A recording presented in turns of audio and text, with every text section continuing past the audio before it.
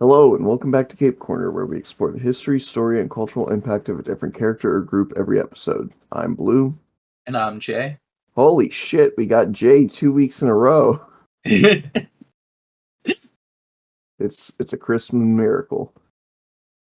Um, yeah, I think Jordan is moving, so he has been taking time to focus on that, which is cool. Life comes first, but uh, that means we get to do more video game and anime shenanigans, which I'm always down for. Um, so today we're gonna be continuing to talk about Commander Shepard because we talked for so long that we only got through Mass Effect 1. Yeah, we that was a long episode. It was. Um, but that's good. That means that there's a lot to talk about with Shepard. Hence why we wanted to do an episode on them for so long. hmm Um, was Shepard 2 episodes ago? Because last week we were talking about Johnny Silverhand, and oh no, it was 3 episodes ago. Okay, I was getting ready to say, did we just have 3 episodes in a row of talking about non-binary main characters? That would have been funny. Oh, actually, we had Power Rangers Time Force and Starkiller in between. All right, so never mind. Mm. Um, but yeah, all right. Mass Effect 2. Um, we already kind of went over the basis of Shepard in the last episode, especially of the fact that Shepard doesn't have too much of a definable personality because they're kind of going by the Master Chief rule of players should be able to see themselves in this character, so we need to make them a little bit more bland. Mm. Um, it's not to say that Shepard doesn't have personality. Um, in fact, what's funny is that over the course of the games, because of the quirks of the games, there becomes a sort of meta humor that defines Shepard's personality. Like, one thing you can do in the Mass Effect games, there's always a spot to dance in. Um, but the dance they programmed was not that thrilling. It's mostly just Shepard, like arms at his side, sort of moving his shoulders up and down, and then turning his body slightly from left to right, side to side. Um, he's just kind of vibing.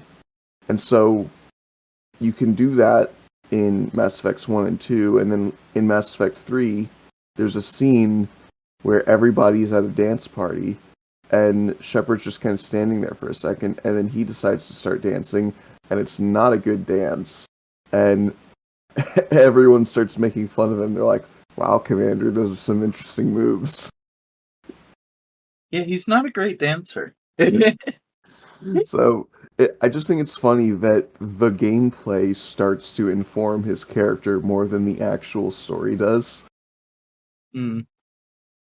Um, that that DLC specifically, the is it called Shore Leave? Was that it? I think so. Yeah, That actually. DLC specifically did a lot for the characterization of Shepard and his entire team, not just like the Mass Effect 3 team, but like all the teammates he made over the course of the game series. It's so great. You there? Oh, hey, Sorry, I'm back. no I lost. problem. I lost audio for some reason. I was trying to fix it. Yeah, I saw. Were you able to hear what I was saying? No. The last thing I heard was it was literally just a word after I confirmed about the DLC. Uh, um, okay, I was saying that that DLC did a lot for the characterization of not only Shepard, but uh, his whole team. Not even just like the Mass Effect 3 team, but like every squad mate he had had across the games, hmm which is fantastic. It's nice to see the entire like Normandy crew all together in a room. It was Uh, nice, yeah. And you got to interact with all of them in one sitting. I just realized that DLC is probably horribly depressing if everyone died, because almost all of your crew members can die at some point or another. Mm, Um, in fact, a couple of them have to be dead by the time that you get to that DLC anyway. Um, uh, that's so depressing, actually. yeah, I mean, obviously, either Caden or Ashley have to be dead by that point, but also Thane has to be dead Mhm. because I don't think you can do the DLC until after Thane's death. Um, Yeah.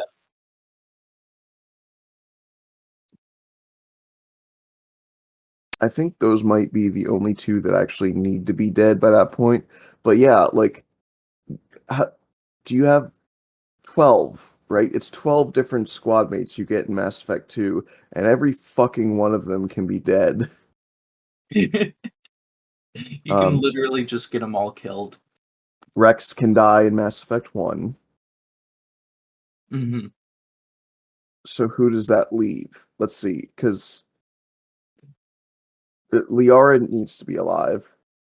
Yep. Um, again, Tali and Garrus can die in Mass Effect 2. Rex can die in Mass Effect 2. Uh, you have Caden or Ashley. So that's two people. Um, you cannot get the DLC and not have Javik.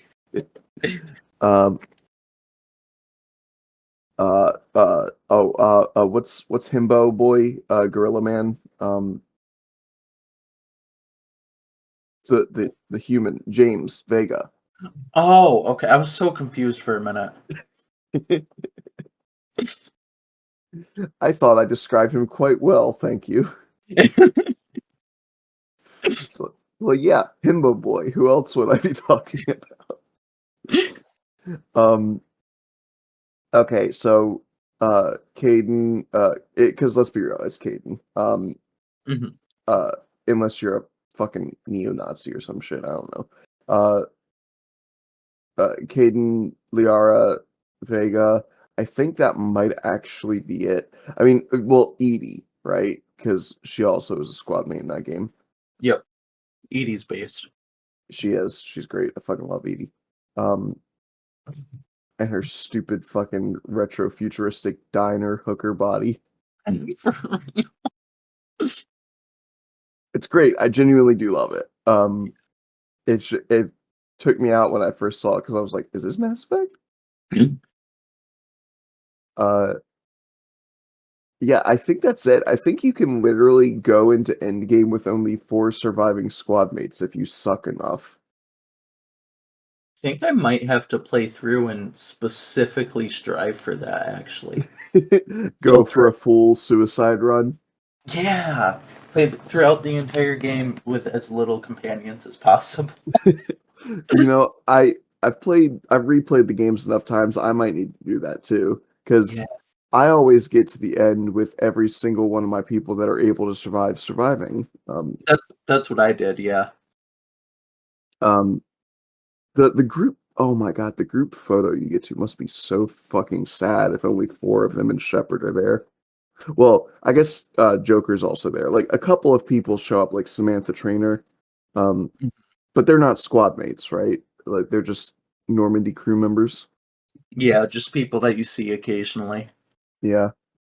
Um, uh, okay. Yeah. So anyway, I was starting to talk about Mass Effect 2, and I was like, we're going to start by talking about the day that Shepard died. And then I was like, that's right.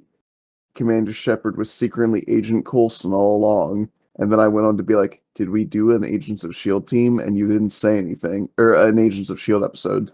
You didn't say anything. I started being like, I'll check real quick. And then I looked through the Cape Corner stuff and I was like, yeah, we did it back in March. And it kept being quiet. I was like, huh, it's kind of weird. And then I looked at the DM and I was like, oh, got it. Sorry. That's fine. Um, but yeah, so Mass Effect 2 opens, it's pretty fresh after the defeat of Saren. I think they say it's like 2 weeks or something. Hmm. Okay. Um, and they've been searching through the Terminus systems. So for the mapping of the galaxy in Mass Effect, there's Council Space, which is where all of the races that take part in the Citadel, um, basically it's the territory where those races have dominion, right? So it's Mhm. like uh, humans, Asari, uh, Turians, fucking Volus, Hanar. What are the nerds? Um, the fucking reptile dudes, yeah. Yeah, what are their names? Solarians? Thank you, Christ. I was I was blanking on them really hard just now. Um, and I definitely could not know the word Solarian for when we get to the very model of a scientist Solarian. Yes, it is Solarian. I just looked it up. Yeah. Oh no, once you said it, I was certain that that was what it was, but my brain couldn't. It was. You know what's funny? My brain first popped up with the word Solana, which is because I've been playing Ratchet and Clank Oh. because they operate in the Solana galaxy. Hmm. Um, but yeah, so like all those guys, all the people that you can see on the Citadel, um, they have a territory, Citadel space, and then the other side of the galaxy is the Terminus systems, which it's not that you'll never see Citadel races out there. Like sometimes you'll see like humans and Quarians and whatnot, but if the Citadel space is considered proper civilization, Terminus systems is more of the Wild West. The laws that the Citadel and the Council races apply do not apply in the Terminus systems. It's where Batarians and Vorcha live, all the non-Council species. Um, I'm assuming that includes the Yogg, but honestly, who knows where the fuck they're from? Uh, I Oh my god, Mass Effect 4, we need to go to the Yogg homeworld and just have it be the most terrifying fucking place. I would love that. Um, I want to see like if in the interim time that they've started to develop civilization, I just want to see a Yogg in a business suit, man. I want to see a Yogg looking like fucking Grey Hulk. That would be amazing. Um, just gentlemen, I hear you have a proposition for me, and you're just like, Jesus Christ, you're a big fuck. Um, yeah. So the terminus systems is there's the laws are pretty much made by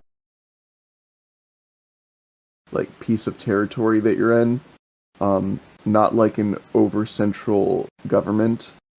Mm. Um, and if you want like black market dealings and going, you'll go there.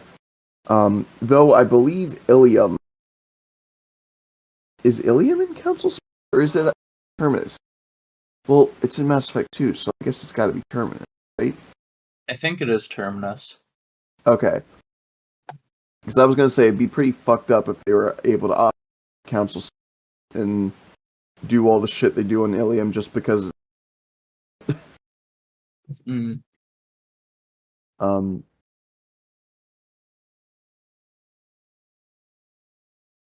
but yeah, so they're searching through the Terminus systems, and one day they suddenly get attacked by a ship that. How do I even describe what it looks like? It looks like somebody made to. Or somebody attempted to make a straw out of the coolest rocks they could find.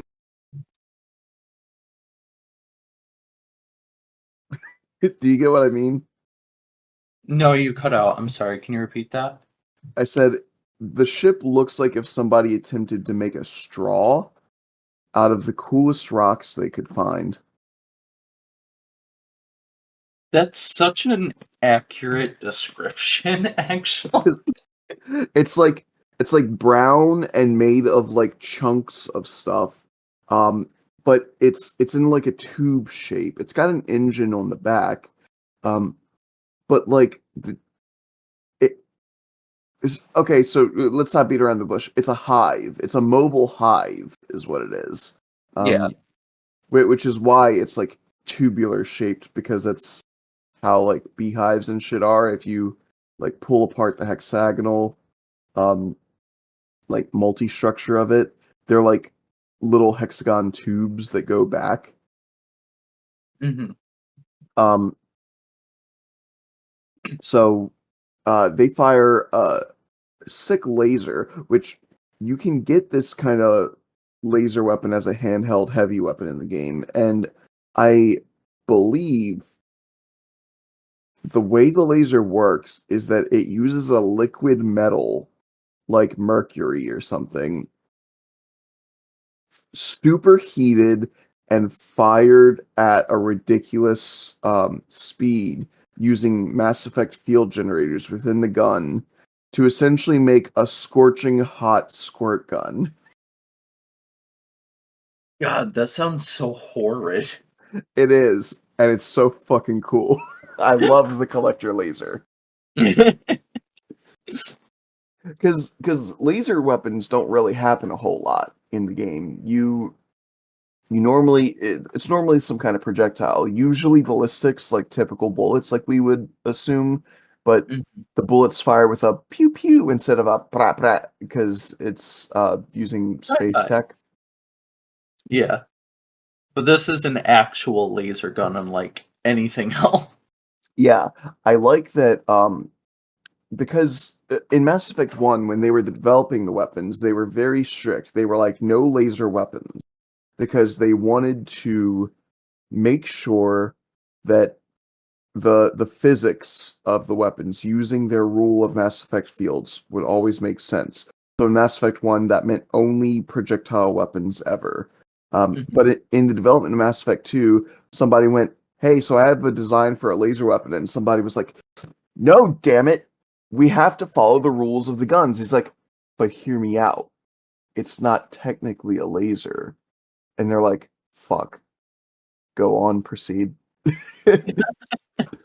Somebody literally thought of a way that an alien race could make a laser weapon using the rules of Mass Effect weapons, and they were like, shit, yeah, that follows the rules.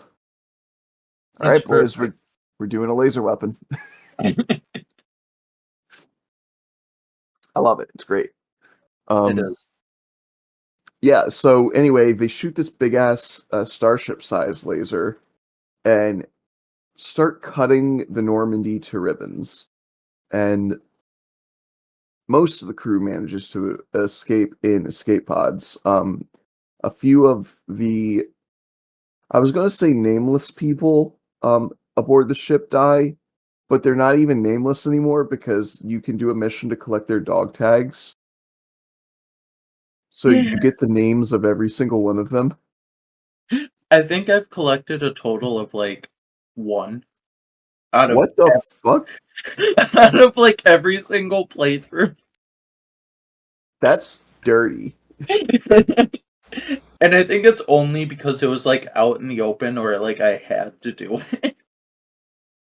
No, well, you don't have to do that mission at all. It might have Um, just been just out in the open. so there's like 10 dog tags on that, and not only do you get free experience for collecting these dog tags, but if you go around, you get resources and you get to see little flashes of the old Norman. And Oh, okay. did you at least put down the plaque? No. You fucking failure. There's a memorial plaque that you put down, like a like shooting into space. Oh, that's kind of sick. Yeah, and you would know that. Did you get Shepard's old helmet? Um, I You don't can think you can put it as decoration in your captain's cabin. that's awesome. But I So, don't think I did that. so what you're telling me is you went into Mass Effect 3 without a fully decorated cabin. Yeah, I never really decorated my cabin in general. You sick fuck. I worried about trying to get armor and guns, and that was it. And No fish? no, No models? no. You and me, we're fucking done professionally. And this will be my last episode ever. This is my farewell episode. You- You're not leaving on a high note either. I know. Well, now when you do the playthrough to kill everyone, at the very least, you could pay some fucking respect to the dead and decorate your cabin. Yeah, that's fair. Because evil me would care about decorating my cabin. Well, what else are you going to be doing with your time? It's not like you're going to be interacting with your squad mates a lot. Yeah, that's fair. Turn on the music, just sit on the bed. Yeah, you don't need to buy as many armor and weapons because you're not planning on succeeding that mission super well. I don't even need to buy most of the upgrades for the ship since I don't care about the crew. You need to specifically not buy some upgrades because like 3 people will die in the flight to the collector base if you don't have the um Solanus armor, cyclonic shields, or the super gun. Really? Yeah. Oh, Did, okay. did you notice when Joker was piloting through like the field with all the little bomb creatures flying around that every once in a while they would mention like let's hope those shields hold up, and then it would cut to like somebody typing something in the engine room or something. Yeah. That person would die. Oh, Yeah, that's there's a selection of like 3 or 4 different possible crewmates that are assigned to each section of those 3 sections, and it randomly selects one person from that grouping, and that person dies if you don't have that upgrade. that's amazing, actually. So, but by the time you even land in the collector base, you can already have 3 dead squad mates. I'm definitely not doing any upgrades then. Yeah. Um, Also, you're like, oh, I was trying to save up money for the weapons and armor. Weapons and armor cost like tens of thousands of credits, and like a fish costs like a couple hundred. Yeah, but I need all of those credits to get those armor. It does you Did you scan planets for resources? All the time. Okay, that's something that you did. I actually really liked that about Mass Effect 2. It was kind of fun. It was. Like I could see how people didn't like it, but me being me, I would just sit there for like hours and just scan planets. Yeah, it was a vibe. Yeah. Mass Effect 3 made it much simpler, but I also understand that because if you had to do that for 2 games in a row, I could see myself getting more tired of it.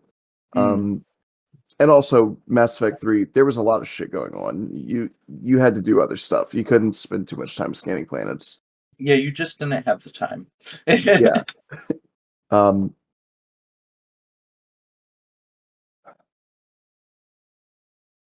I'm sorry, I'm just wallowing in my disappointment of how you play video games. Um, yeah, so a bunch of the people died. Navigator Presley died. Um, oh yeah, you didn't even know that Presley wasn't racist anymore. And I'm sorry you cut out. What was that? I said because you didn't do the memorial mission, you didn't even know that Presley wasn't racist anymore.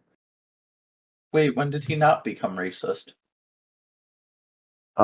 So one of the things in the wreckage is his journal, and Mhm. his first entry is literally like some neo-Nazi shit. It's like, oh, these fucking aliens getting on board and taking our jobs. I don't trust them. They're shifty as hell. I'm gonna keep an eye on them. Why the fuck is Commander Shepard bringing these gross, dirty bastards on board? And you're just like, wow, fucking really, dude. And then the second entry is, I really don't get it. Why does Commander Shepard seem to trust these guys? Like, we're putting our fate in their hands, essentially. I mean, like, okay, I guess they're pretty good at their, but you know, they're aliens. They're supposed to be different from, right? And then the last entry is like, okay, looking back on my last two entries, I'm actually upset at I've come to realize that these people are incredible. Planet they're from, and more than just being, I've come to realize that any one of these people, and you know what, I would die for any one of them. Damn. Yeah, it's fucking great, and you didn't see it. Yeah, no, I didn't. So I guess in my eyes, he was always racist. My Shepherd really said once a racist, always a racist. For Ashley, that's valid, but you know, I give Presley more of a pass because at least he's a fucking jaded old man, and he was able to learn to not be racist in one game. People are like, Ashley was less racist. Yeah, after 3.5 games, or you know what I mean, like halfway through the last game, you're just like, he's not racist anymore. Wow, really took you a fucking while, didn't it? She's just basically y'all are some of the good ones. Oh, I hate that. It's like, Yeah, just because you're not racist on an individual, still being racist to the race overall. yeah, And it's funny because like I see people like obviously in real life with that same thing. Like, I'm not racist. I have a black friend. It's like, do you think your black friend is a good one? Because that would imply that you think typically they're bad. yeah. That's why you don't really listen to people who say, I'm not racist, I have a black friend. Yeah, you got to step your game up. I have like 3 black friends. um, no, it's more than that. I don't know. God damn it, man. Okay? So my previous challenge to you was that you have to date Tally. I think I'm sorry, you cut out again. you still haven't dated Tally yet, right? I will date Tally through my evil playthrough. Thanks. Uh, No problem. uh, I'm gonna be really bummed. It winds up picking Tally to die because That would actually suck. yeah. Um, especially because you got to see the gay shit they. It's so like she literally watches a musical with you and sings a song from the musical while holding hands with. Jesus. It's so gay. Um, it's also really funny because you come to find out that this musical is why she. This is gonna sound bad. She basically has an interracial kink Wait, for real? because the musical she grew up watching at like Korean sleepovers and stuff was about a Korean falling in love with a Turian. Oh my god. And so as a kid, she was like, wow, I wish I could date an alien. And then she meets Shepard and she's like, hello. I love that. That's amazing. But you know what? It's fair game. Turnabout is fair play because a bunch of us that love Tally are like Quarians are,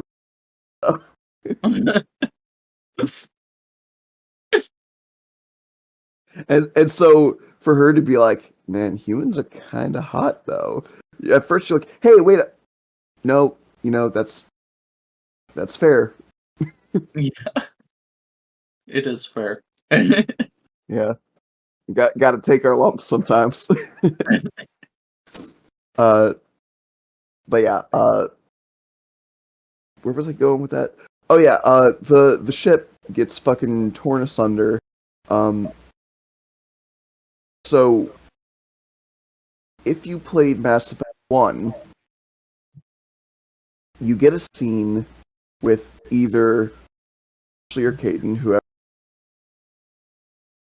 Effect 1, and Shepard puts on like a helmet.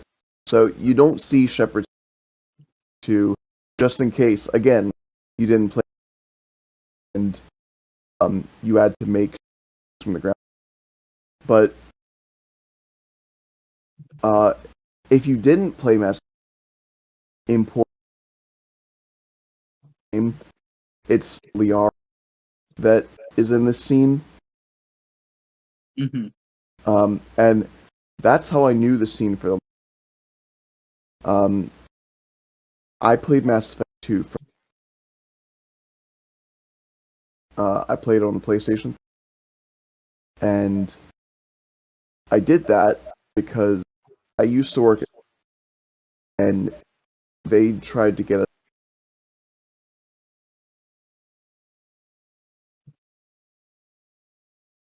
and they would give us little prizes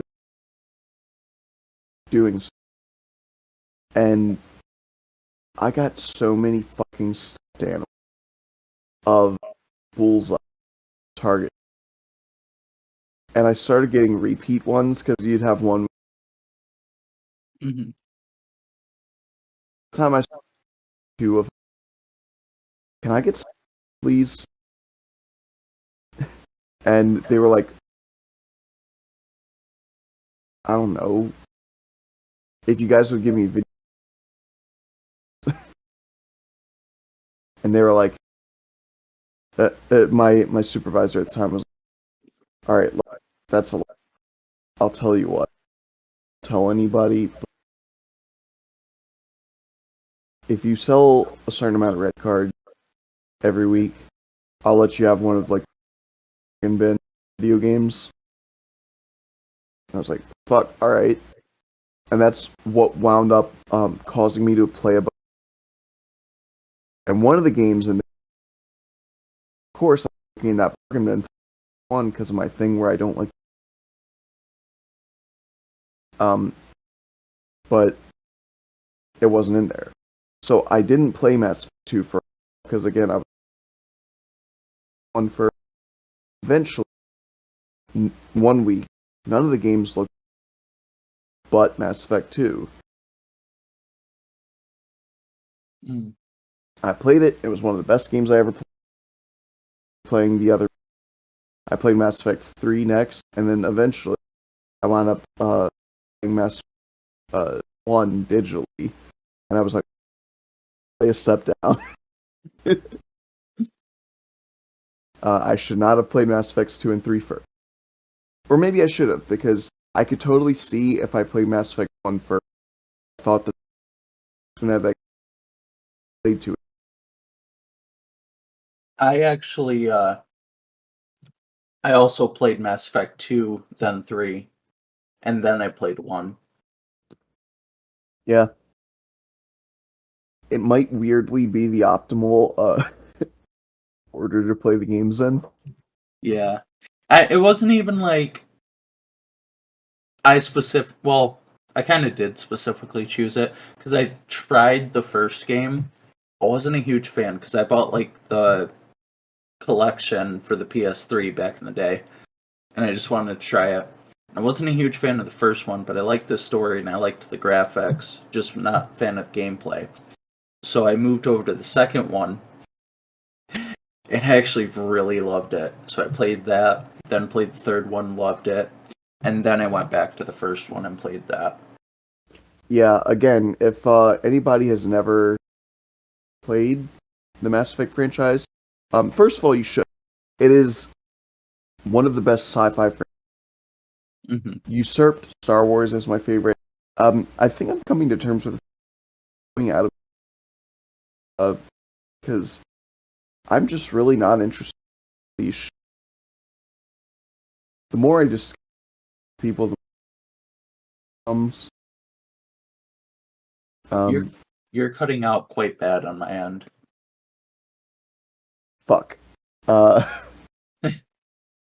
Okay, hang on.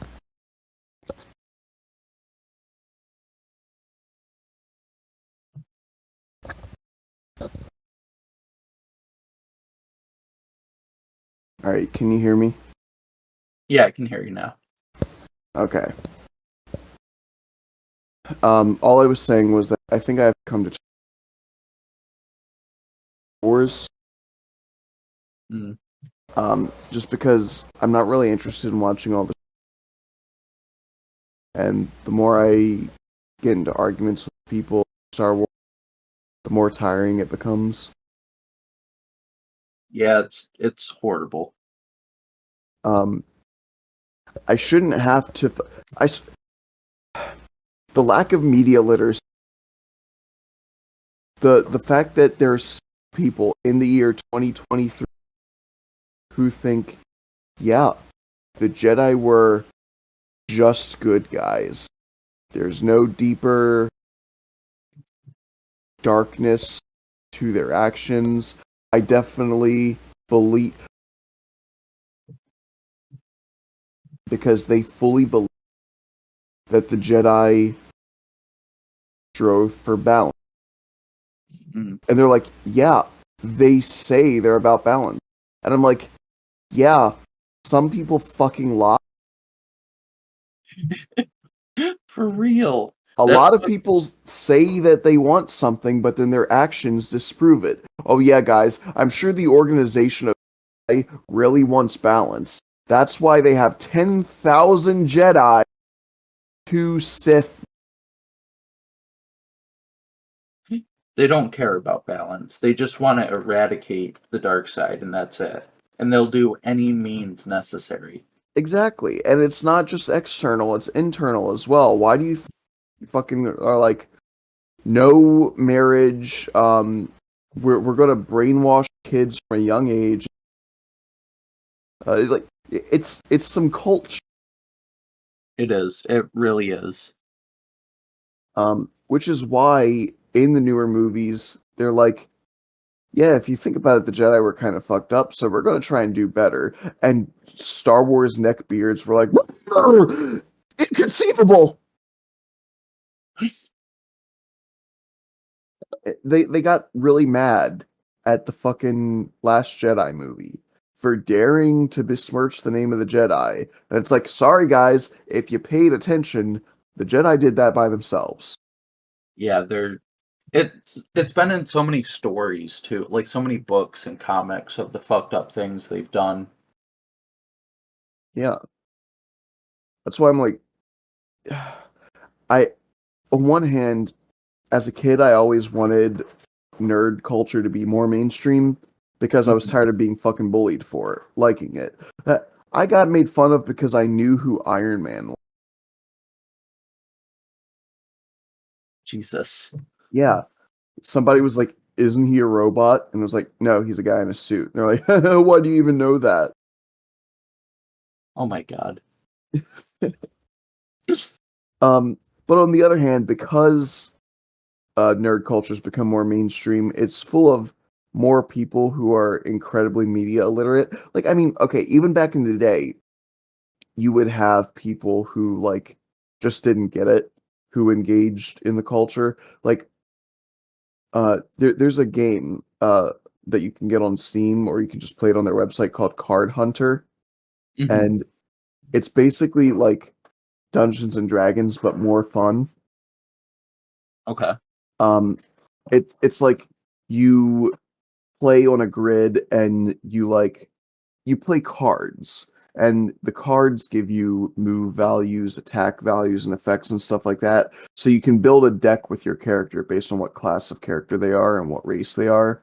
And as you continue adventuring, you can keep getting new cards, and equipment that you give them gives its own set of cards. So like if you give them a spear, they'll have more piercing attack cards in their deck versus if you give them a Morning Star, it'll give them like more bashing attack cards. It's a really fun game, but what I'm getting at is that you play the role of the player, and your DM is this young nerd dude, Gary, and Gary's older brother, Melvin, or whatever I think is his name, um, often interjects to just be like, "No, Gary, you're playing it wrong. You're being too lenient with your player.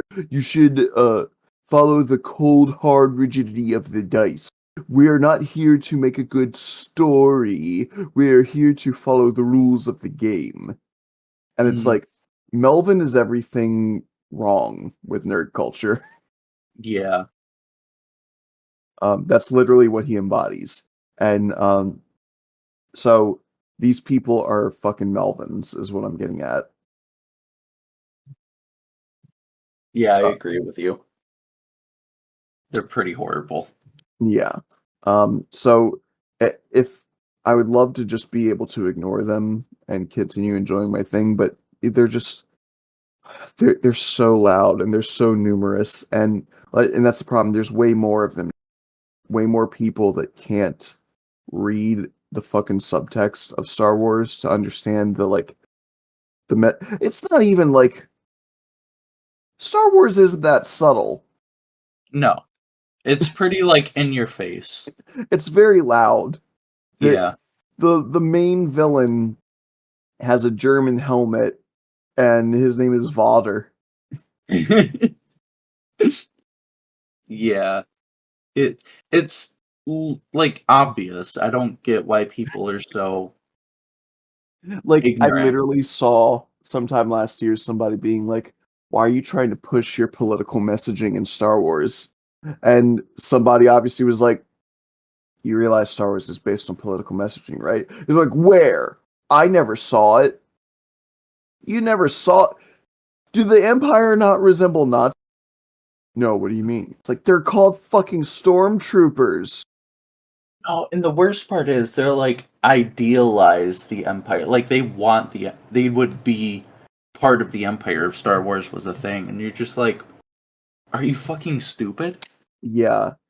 Like as a kid who wasn't reading into it with historical subtext, and I was being an edgy teenager, it's like, yeah, dark side, woo. I would Yeah, love to have cool red and black hallways and shoot lightning, but as an adult, I'm like, oh wait, they're fascists.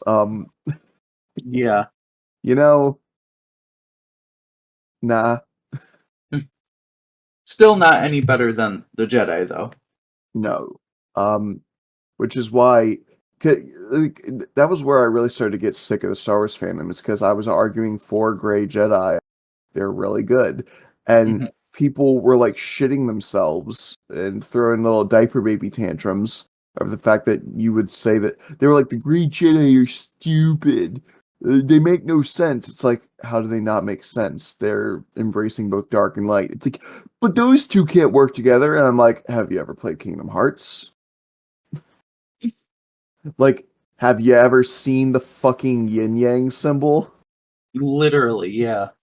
Like, it's kind of a thing, is that dark and light actually can work together. Takes a lot Um, of effort and practicing, but it can. and in fact, the fact that you are looking at the world means you're being a judgment. Mm. So, hate to break it to you, buddy, but that's a dark. You like to think that you're all, but you're an ass. So, I guess you also prove out of balance up. You can choose to try and be a good person who um Hey, I'm gonna plug something real quick. I actually talked in my new YouTube series, Kingdom Hearts, uh, because I did an episode on the. I started talking about Kingdom Hearts mirrors the tones. There are characters like Riku. Hmm. You can use both darkness and light in concert. The overall side of good. Sick. Yeah. I got to get back to writing my fucking script for my next episode. I wrote like 2 paragraphs like a week ago, and then I stopped. Damn. All right, but anyway, wow, we've been doing this for like 50 minutes, and we're still in the first scene of Mass Effect 2, so we should probably keep going now. Yeah, we're getting sidetracked. Uh, I mean, welcome to Cave Corner. Okay, so uh, the ship blows up. Pretty much everyone who doesn't die gets evacuated. Only Shepard and Joker are left on the ship. Shepard has to do a very cool spacewalk to Joker, gets him out, but right as he's about to get in the escape pod with Joker, an explosion happens, throws him away. He barely manages to hit the button to shoot off the escape pod, and then the Normandy blows up, and Shepard is just floating helplessly in space. And you might go, wow, Jesus Christ, how horrifying. Um, and yes, Jesus Christ indeed. But then it turns out the explosion punctured a few holes in the spacesuit, and oxygen starts leaking. And Shepard is just struggling in vain to try. And so then Shepard dies one of the most gruesome deaths. Starts suffocating as you start to re-enter a planet's orbit. So you catch fire from re-entry. So he was choking and burning to the same time. So hell. And then eventually plummeting to the planet's surface where he probably floated. Hmm. um, and you might go, well, fuck, it doesn't sound like you could revive anybody from that. Um, but don't worry, capitalism is here to save the day. Da, da, da. Um, yeah, so there's this guy, the elusive man. Nobody knows his real name, though the fandom does often refer to him as Tim. Wait, this is news to me.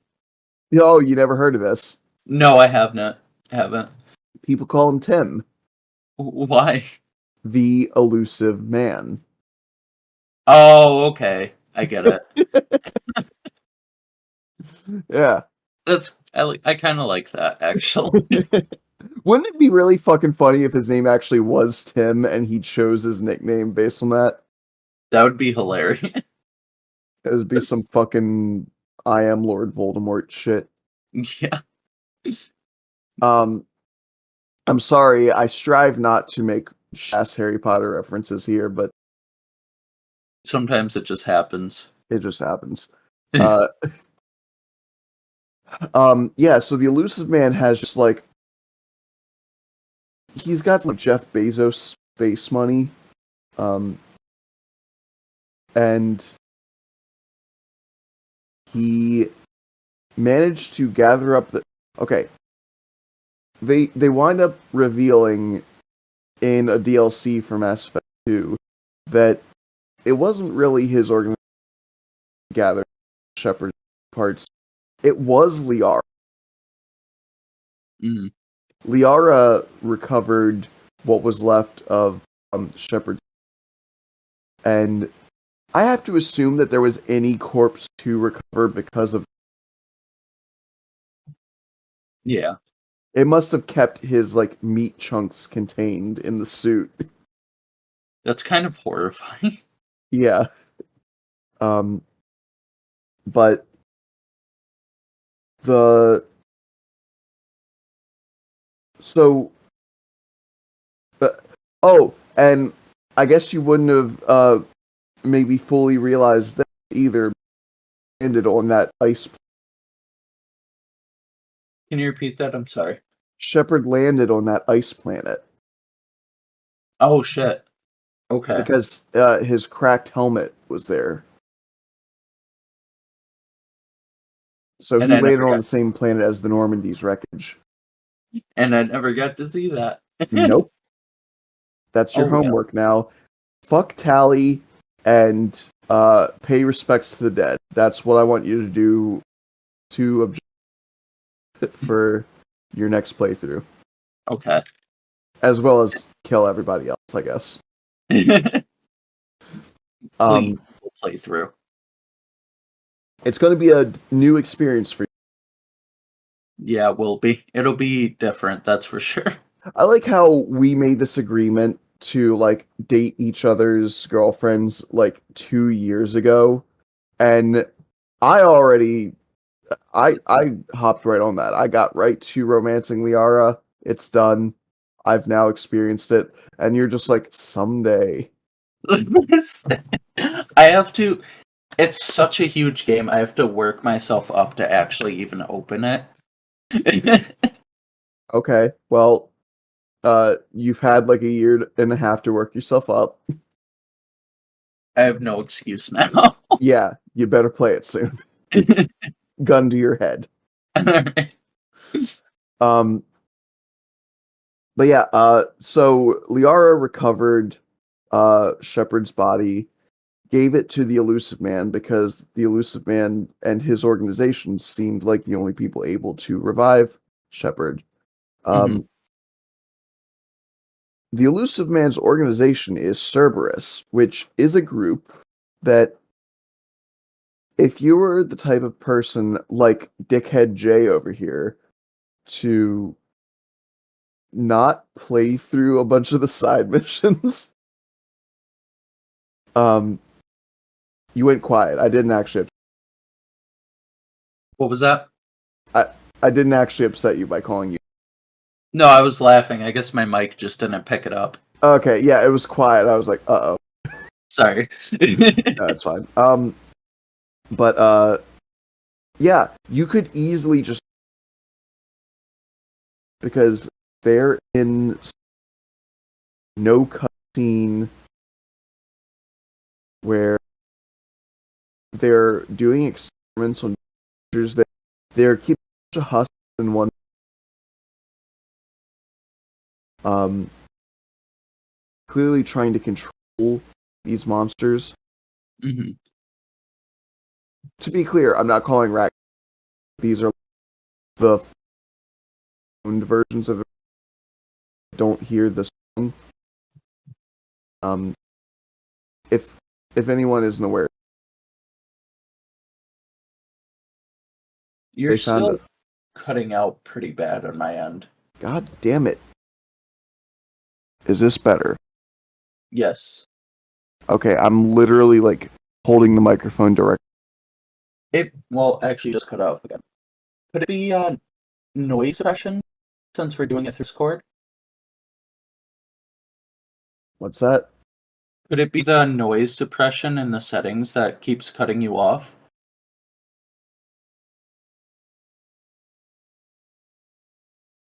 I just turned noise suppression off. How do I sound?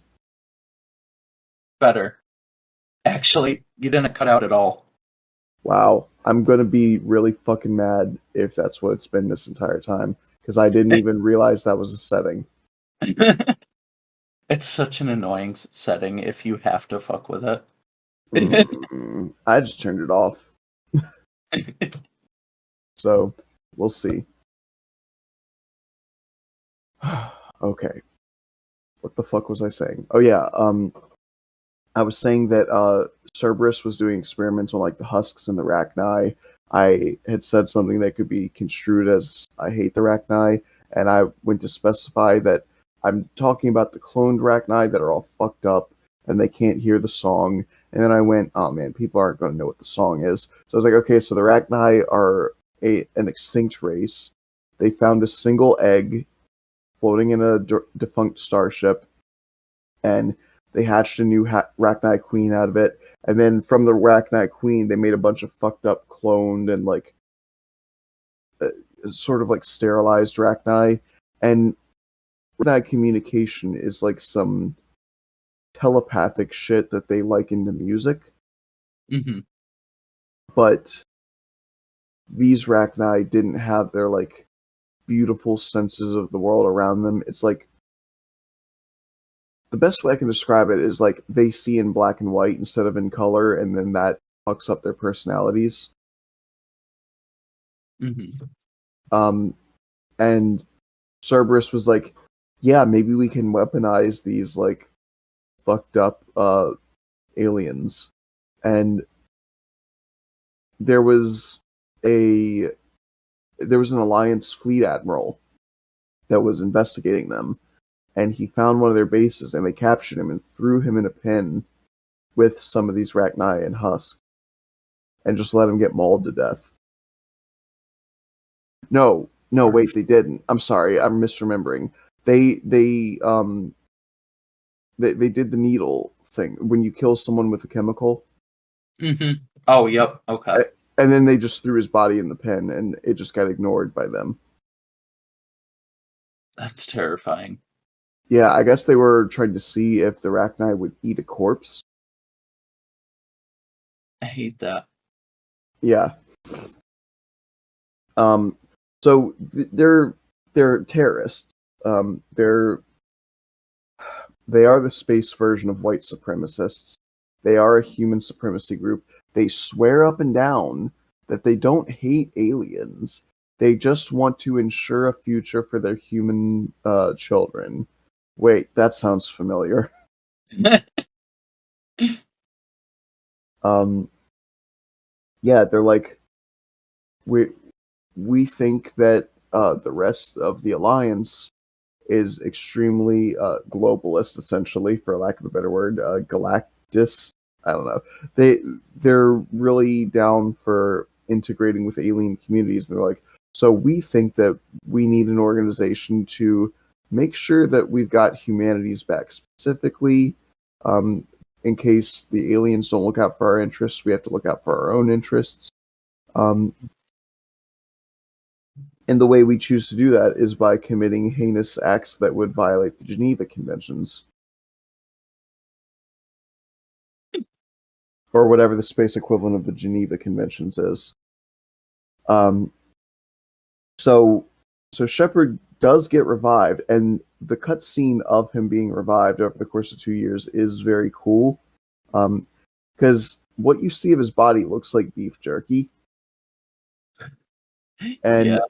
they start stitching pieces of him together with like robotic clamps.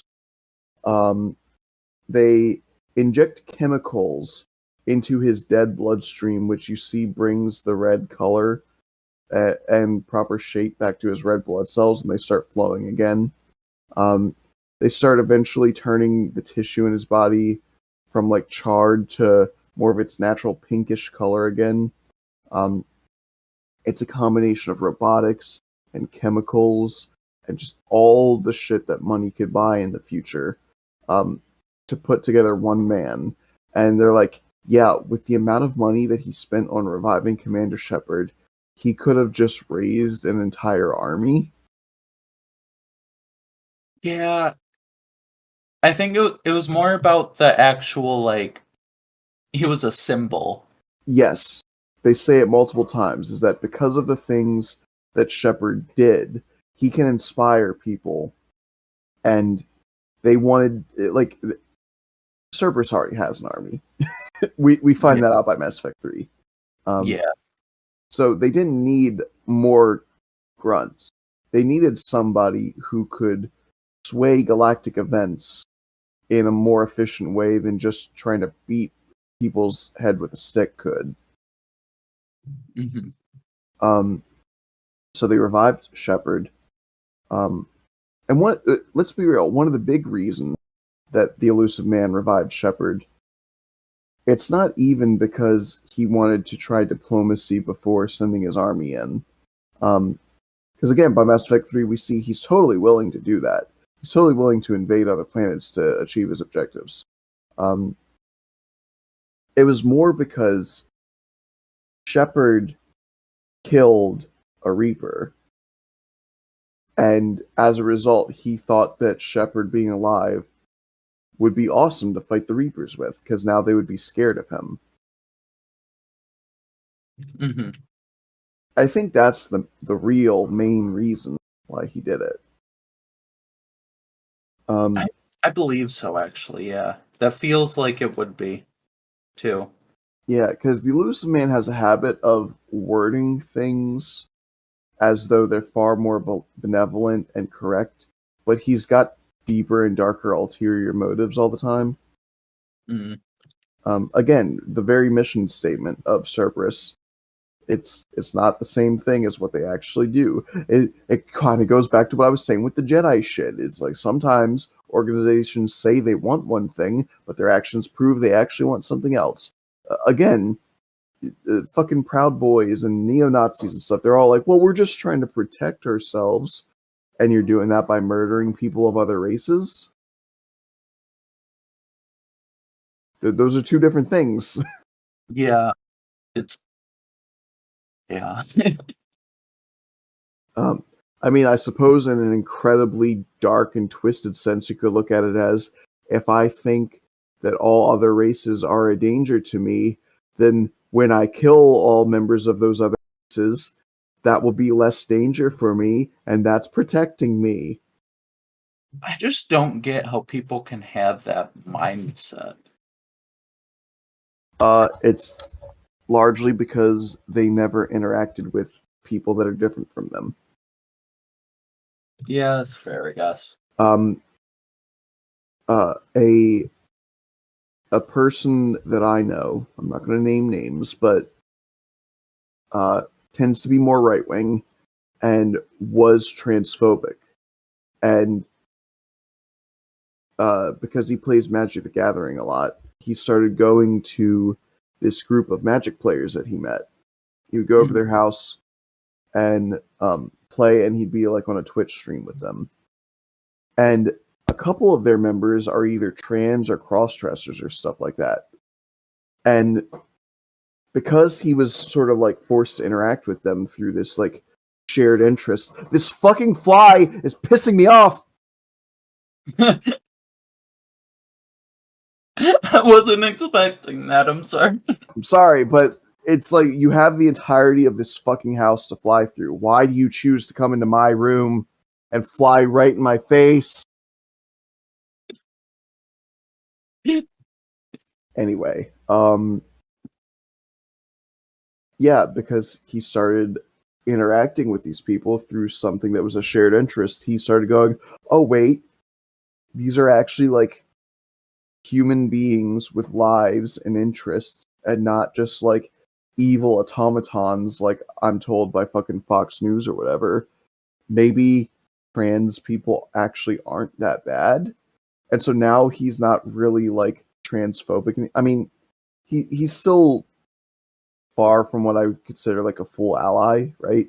Like, but he doesn't actively hate them anymore, that's a good step. That's a strong step. Some actual growth, which is amazing. Yeah, it's like, turns out sometimes people will tell you a group of people is bad, and you'll just buy that. And through interacting with that group of people, you might learn, oh, that was bullshit. It turns out we're all human beings, and any of us from any demographic are capable of being bad or being good. And it turns out you have to figure out who's good and who's bad on an individual basis, and not based on easily identifiable demographics like skin color or the way people dress or what fucking food they eat. Mm-hmm. Because as much as I hate to admit it, even if you eat pineapple on pizza, you're still human. You still might not be a terrible person. and I don't want to hear people being like, so am I protected with my political beliefs then? No, because you're actively choosing those. If you're a Nazi, then I'm not going to go, I'm sure some of you are good. No, you're choosing to be bad. Yeah. There's a difference between things that you are born with and things that you choose to be. But if you judge someone based on factors of their birth, that's bigotry. If you judge someone based on the way they choose to behave, that's normal. You should judge people based on their actions. Yeah. And there can always be context to their actions, right? Like, if I start having a meltdown in public, I would want people to remember that I'm autistic, which is a factor of my birth that I could not control. So, partly, I would like some leeway with that. But, regardless of the reason, I like smashed a display case or something. I still did that. I still bear responsibility for that. I don't want a free pass for the fact that I did that. I want you to understand what led me to that point and have some empathy for that. But I did break some shit, so I got to deal with that. That's fair. That's how I feel people should be judged. I think we could all do with a little bit more understanding of why people act the way they act. But just because you understand why they do the things they do doesn't excuse all of the things they do, especially when they bring harm to others. I think it's especially true of people who are bigots. You can understand the fears and the sphere of information that they reside in, and how that information is manipulated to bring people to that extreme point. But that doesn't excuse them when they start hurting others. Yeah. You have some pretty based opinions, not gonna lie, politically. Thank you. I am a Giga Chat.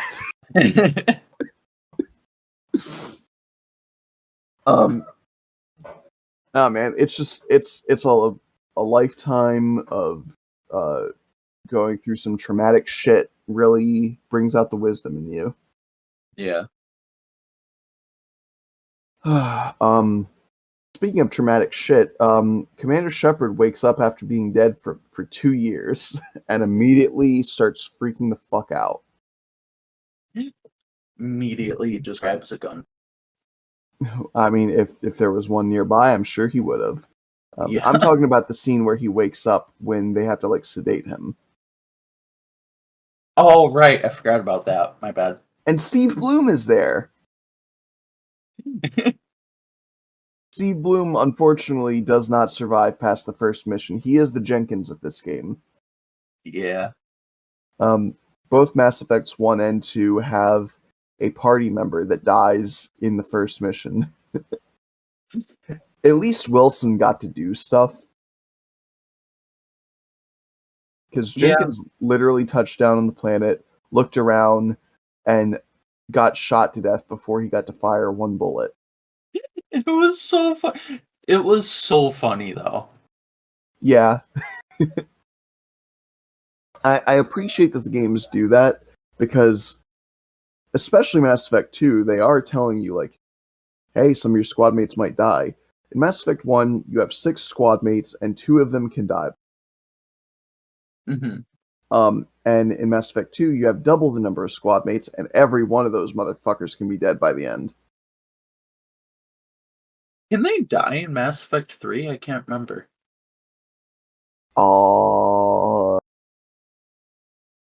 No. Damn. I don't believe so. So Mass Effect 3 is the only one where no one could die. No one close to you. Like, companion-wise.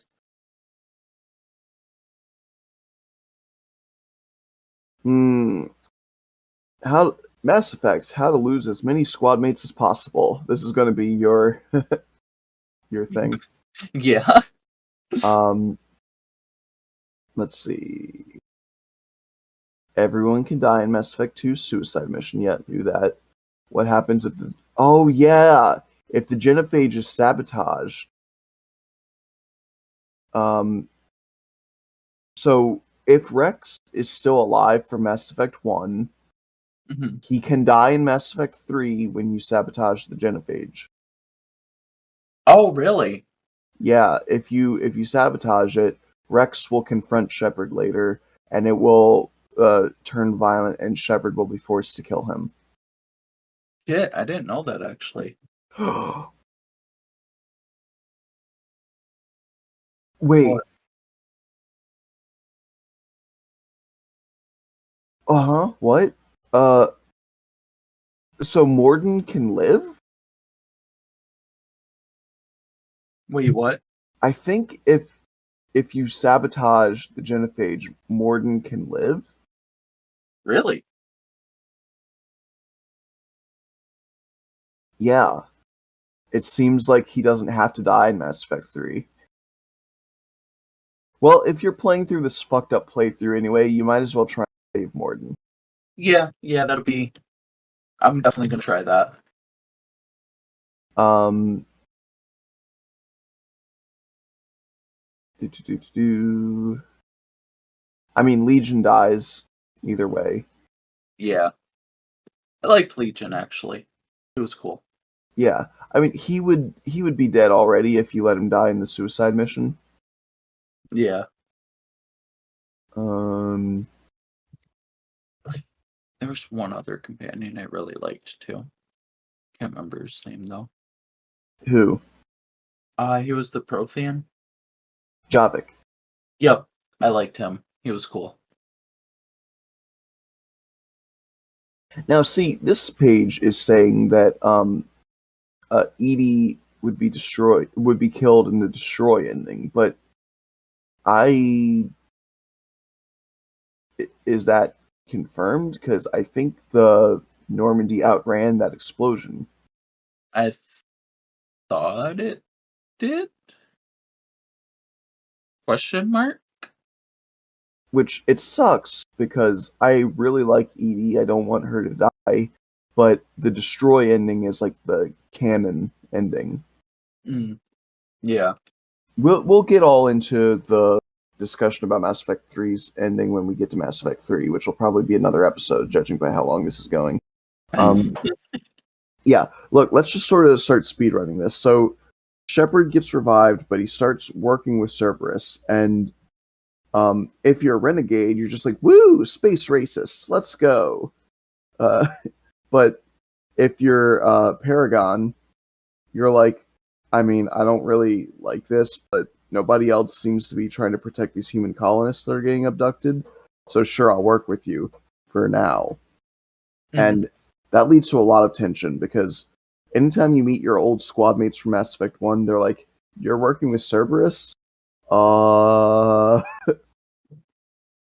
When did you become red-pilled, Shepard?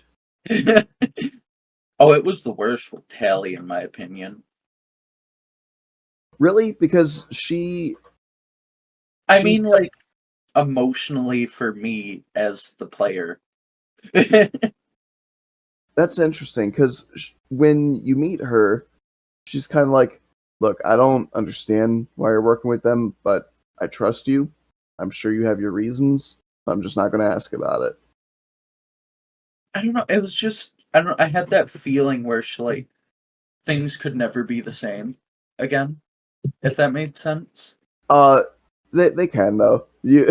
No, I know they can. I know you can still, like... I understand. You're saying, like, in the moment, you got really worried. Yeah. Yeah. I mean, it doesn't help that Praza was being an asshole. Yeah. Yeah, he really was. Anyway, we got a speed track. No more Yeah. sidetracking. Yeah, but yeah, you do run into old members. First one you run into is Tally because OTP. I don't care what anyone says. I fucking ship Tally. I understand she'll fuck Garrus. I don't give a shit. I love Tally. I want her. Gallus, you're my homeboy. Garrus, you're my homeboy. But I gotta tap that. Do you see the ass on her, Garrus? I know you do, because in an alternate time, you hit that. Um, yeah, so Shepard starts working with Jacob, who a lot of people say that they hate Jacob, and I don't understand. I They're, didn't have any complaints about Jacob at all. they're like, he's boring. Really? He's not any more boring than fucking Caden. Hayden is literally the most boring in the entire franchise. He is. He is a slice of bread in Yeah. a suit of armor. I like Caden, don't get me wrong, because later they start to lean into the fact that he's so fucking bland, and like he starts to become insecure about how bland he is. In Mass Effect 3, he's like, guys, I'm cool, right? And everyone else is just like, ooh. And he's like, oh no. So that does start to make me kind of love him. But yeah, people are like, oh, Jacob is a boring by the numbers fuck. I'm like, he's a soldier. And even then, he's really not that. He goes off book to find his dad, and he'll kill his dad if you don't stop him. Yeah. Like I think that's pretty fucking interesting. I saw somebody be like, the way to fix Kai Lang in Mass Effect 3 would have been to make him Jacob, because then you can feel the betrayal of a former squad mate, and he already seemed like he could be bad, and I'm just like, the fuck, no, Jacob is fine. He's just a fun. Is it because he's black? Is this some racist shit? It might be. It has to be, right? Like, Yeah. because at least with other characters, when people say they don't like them, I see what they're talking about. But the hate for Jacob is so forced. Yeah, they're just hating on him to hate on him, so it might be racist. Now you know who is hateable, and I don't give a shit what kind of horny dude bro gets mad at me. Miranda sucks. I fucking hated Miranda. Okay, I was wondering you were going to go one of two ways with that. I was wondering which one it was going to be. They forced sexualized her. Like a lot of the characters, like yeah, they're kind of slutty, they might be hot, but they really forced it with her, and it made it so fucking annoying. I hated when she was in a cutscene because every shot would be of her ass. They literally. So if you have only ever played Mass Effect Legendary Edition, there is a scene in Mass Effect 2 that you wouldn't know is super sexualized, because they actually had to desexualize it for the Legendary Edition. There's a shot where she is talking about her sister, about how they grew up in two different families, about how she loves her sister and wants to protect her from the shadows, and she starts leaning on a chair, and in the middle of this incredibly serious and important discussion, in the original game, it just does a close-up shot of her ass and stays on that during a dialogue week. So it can stay on that shot of her ass as long as you want. And like, her ass takes up 3/4 of the screen, and the last quarter shows Shepard off on the side with his arms crossed. Yeah, And it's so in the hard. Legendary Edition, they panned the camera up and zoomed out a little, so it's not showing her ass anymore. I just don't know why they forced it so hard with her. Yeah, it's like the game Mass Effect 2 seems like it's gunning really hard for you to romance Miranda. She even makes mention of the fact that because she was genetically designed, like she was heavily modified in utero. She's like, everything about me is designed to give me an advantage. Yes, that means my brains and my biology, but even my body. I'm genetically designed to be as hot as possible. And I'm just like, I don't think you're that hot though. Yeah, I don't either. She's I mean, she's really not bad looking. No, but not like. I don't cream my jeans every time I take. And Yeah. and it's funny because even Jack starts making fun of her for being so overly sexualized. She, in the more tame times, she'll call her a cheerleader. But the first time they meet, she's like, "Oh, I assumed you were a groupie or something. I didn't realize Cerberus let their officers whore around in those kinds of outfits." For real. I laughed so hard. Yeah, um, and I think in the Shore Leave DLC, they have a conversation in a bar with each other, um, and like they start finally making some amends with each other, and after they're like, you know what, you're all right. Yeah, you're all right too. Jack will be like, you're still a slut though. Jack is my girl. I love her. Which is really funny. Like the "you're a slut" coming from someone who wore literally a leather strap to cover her nipples and nothing else on her top half in Mass Effect 2. Jack is amazing. Imagine being like half naked and being like, You're the yeah, slut. you're a whore though. Yeah. The balls on her. Oh, Jack is great. Yeah. Uh, but yeah, so you start with Miranda and Jacob, and again, like Mass Effect 1, they start you off with the humans, which are the lamest squad members. Um, Hmm. at least these ones are a little bit more interesting because Miranda is objectively kind of a person, and Jacob is very interesting because he's a good person. How the fuck did he wind up with Cerberus? And it makes you want to find out like what his experience. Um, so after you get Joker back, you get the Normandy SR2, which is upgraded from the original Normandy, and it's almost twice as big, um, which is great because now the elevator can take you to 4 different floors, really 5, but we don't find out about the cargo bay until Mass Effect. Well, okay, typically in Mass Effect 3, but you can technically be in the cargo bay in Mass Effect 2. Um, During the final mission, you fight the big Oculus. Is that what it's called? I'm not. The scary laser eyeball boss that you fight while you're piloting. Oh Um, God. Yeah, I think so. you fight that in the cargo bay. That's literally the only time in that game in that section of the ship. That's so sad. I like the cargo bay. Otherwise, you can only ever see it when you're on the engineering through the windows. Mm, yeah.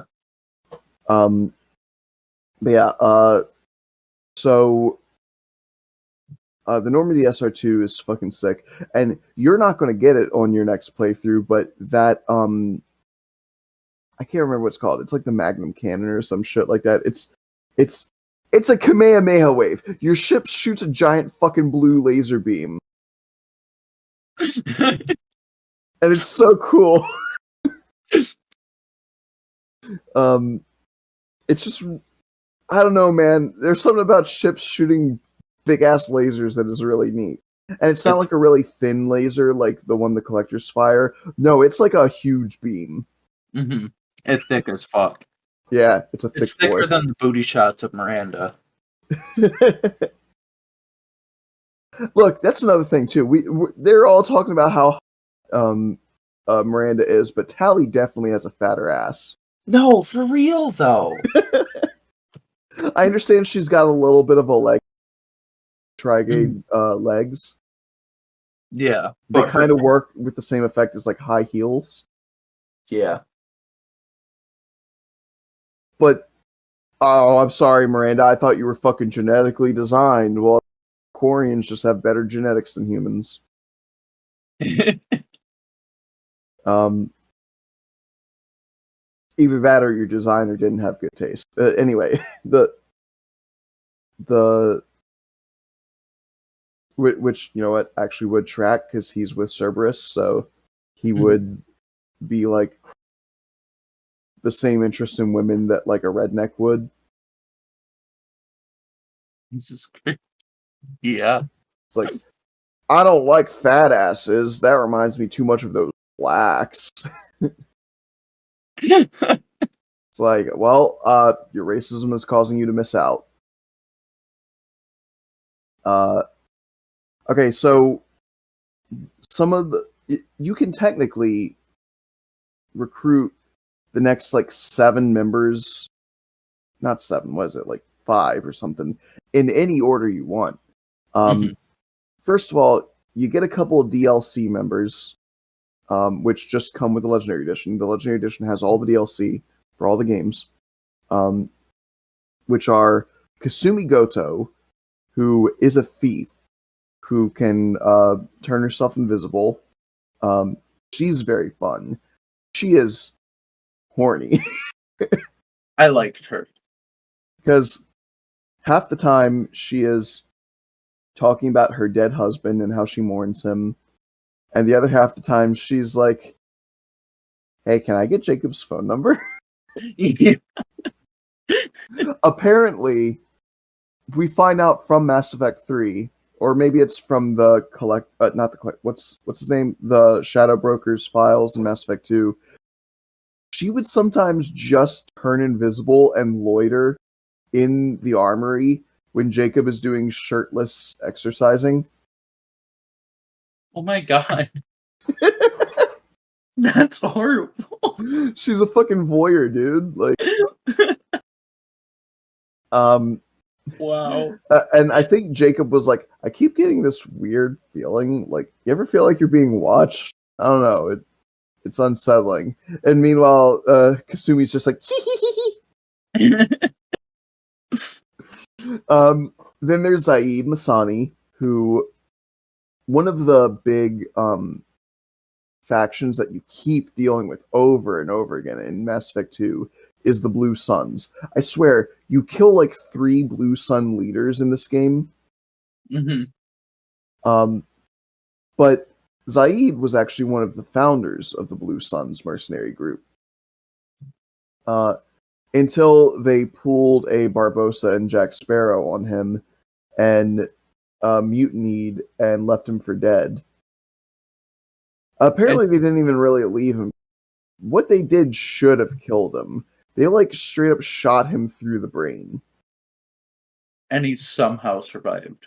Yeah, what a fucking maniac. Local man literally too angry to die. Literally, that's not someone you want chasing after you. No, like I'm aware it's happened, right? Like there are people that survive shots through their brain. It just happened to travel through all the unimportant parts of their brain, like through some fucking miracle Mhm. trajectory. But it's very rare, right? Like it's not normal. Yeah, it's so fucking rare. um so they did that to him and he's like, "All right, I'm going to kill them all."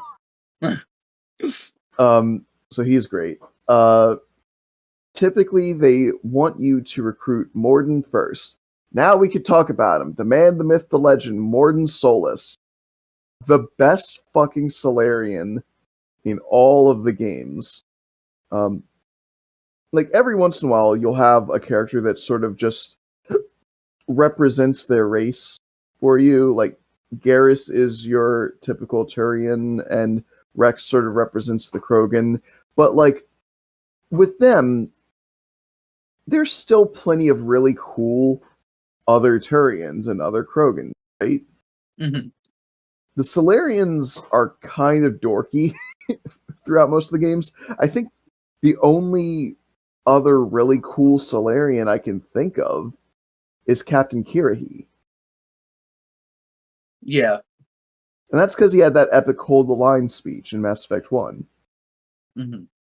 And by the time you see him again in Mass Effect 3, if he's still alive, um, he's kind of like, look, these scrubs around here aren't as cool as I am. I'll let you break the rules a little bit because I'm a little bit of a myself. And you're just like, Kiriki, you're still kind of a dork, but god damn it, you're trying and I love you for it. Morden comes in. What was the Kelly, your Goman in Mass Effect 2, described him as like if someone gave a hamster coffee. I think that's what she said. And honestly accurate. Yeah. Let me see if I can even remember one of his lines to mimic him. He's like, Cerberus working with aliens now. Elusive man no longer have human-centric interests. No, cannot be. Too entrenched in his beliefs. Must be. And like that's just how he talks. He just like keeps talking in little bursts. Every once in a while, he stops to breathe, which is a very funny effect. Because he'll be like working with Cerberus. Unexpected. I fucking love him. He's so cool. And yeah. When you go to meet him on Omega, people are describing him, and you can't tell if they're describing him like he's a saint or a horror story. Because they'll be like,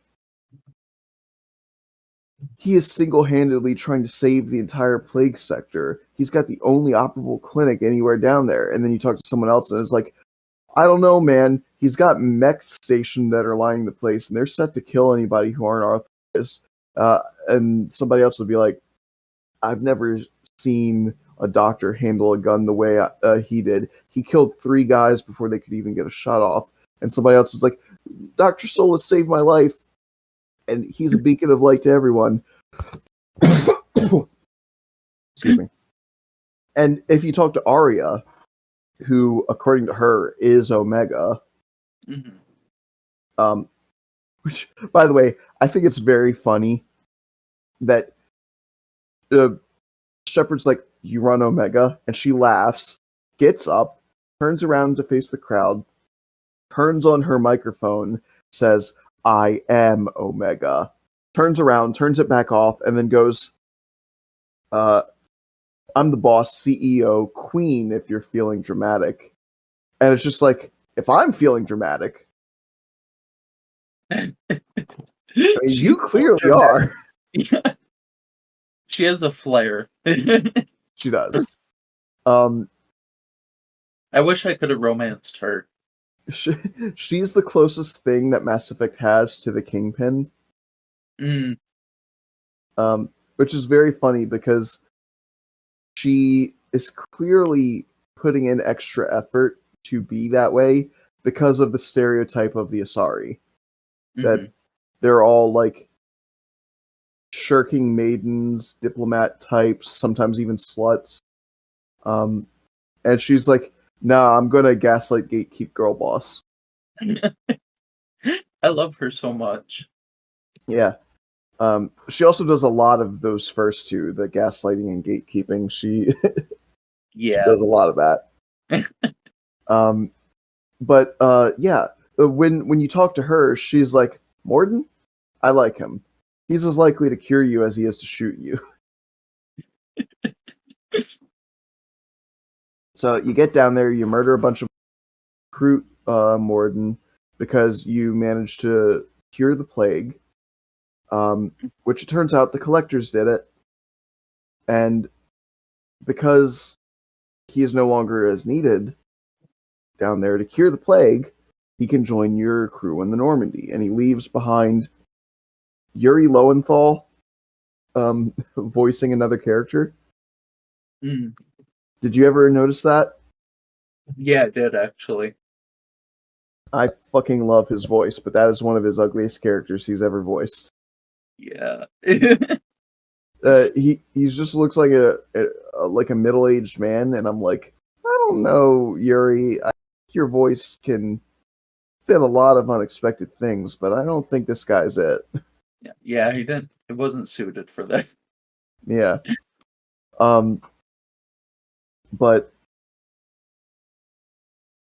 oh, and while you're on Omega, you can also recruit Archangel, which nobody knows who this dude is, but he's been single-handedly fighting off 3 mercenary groups.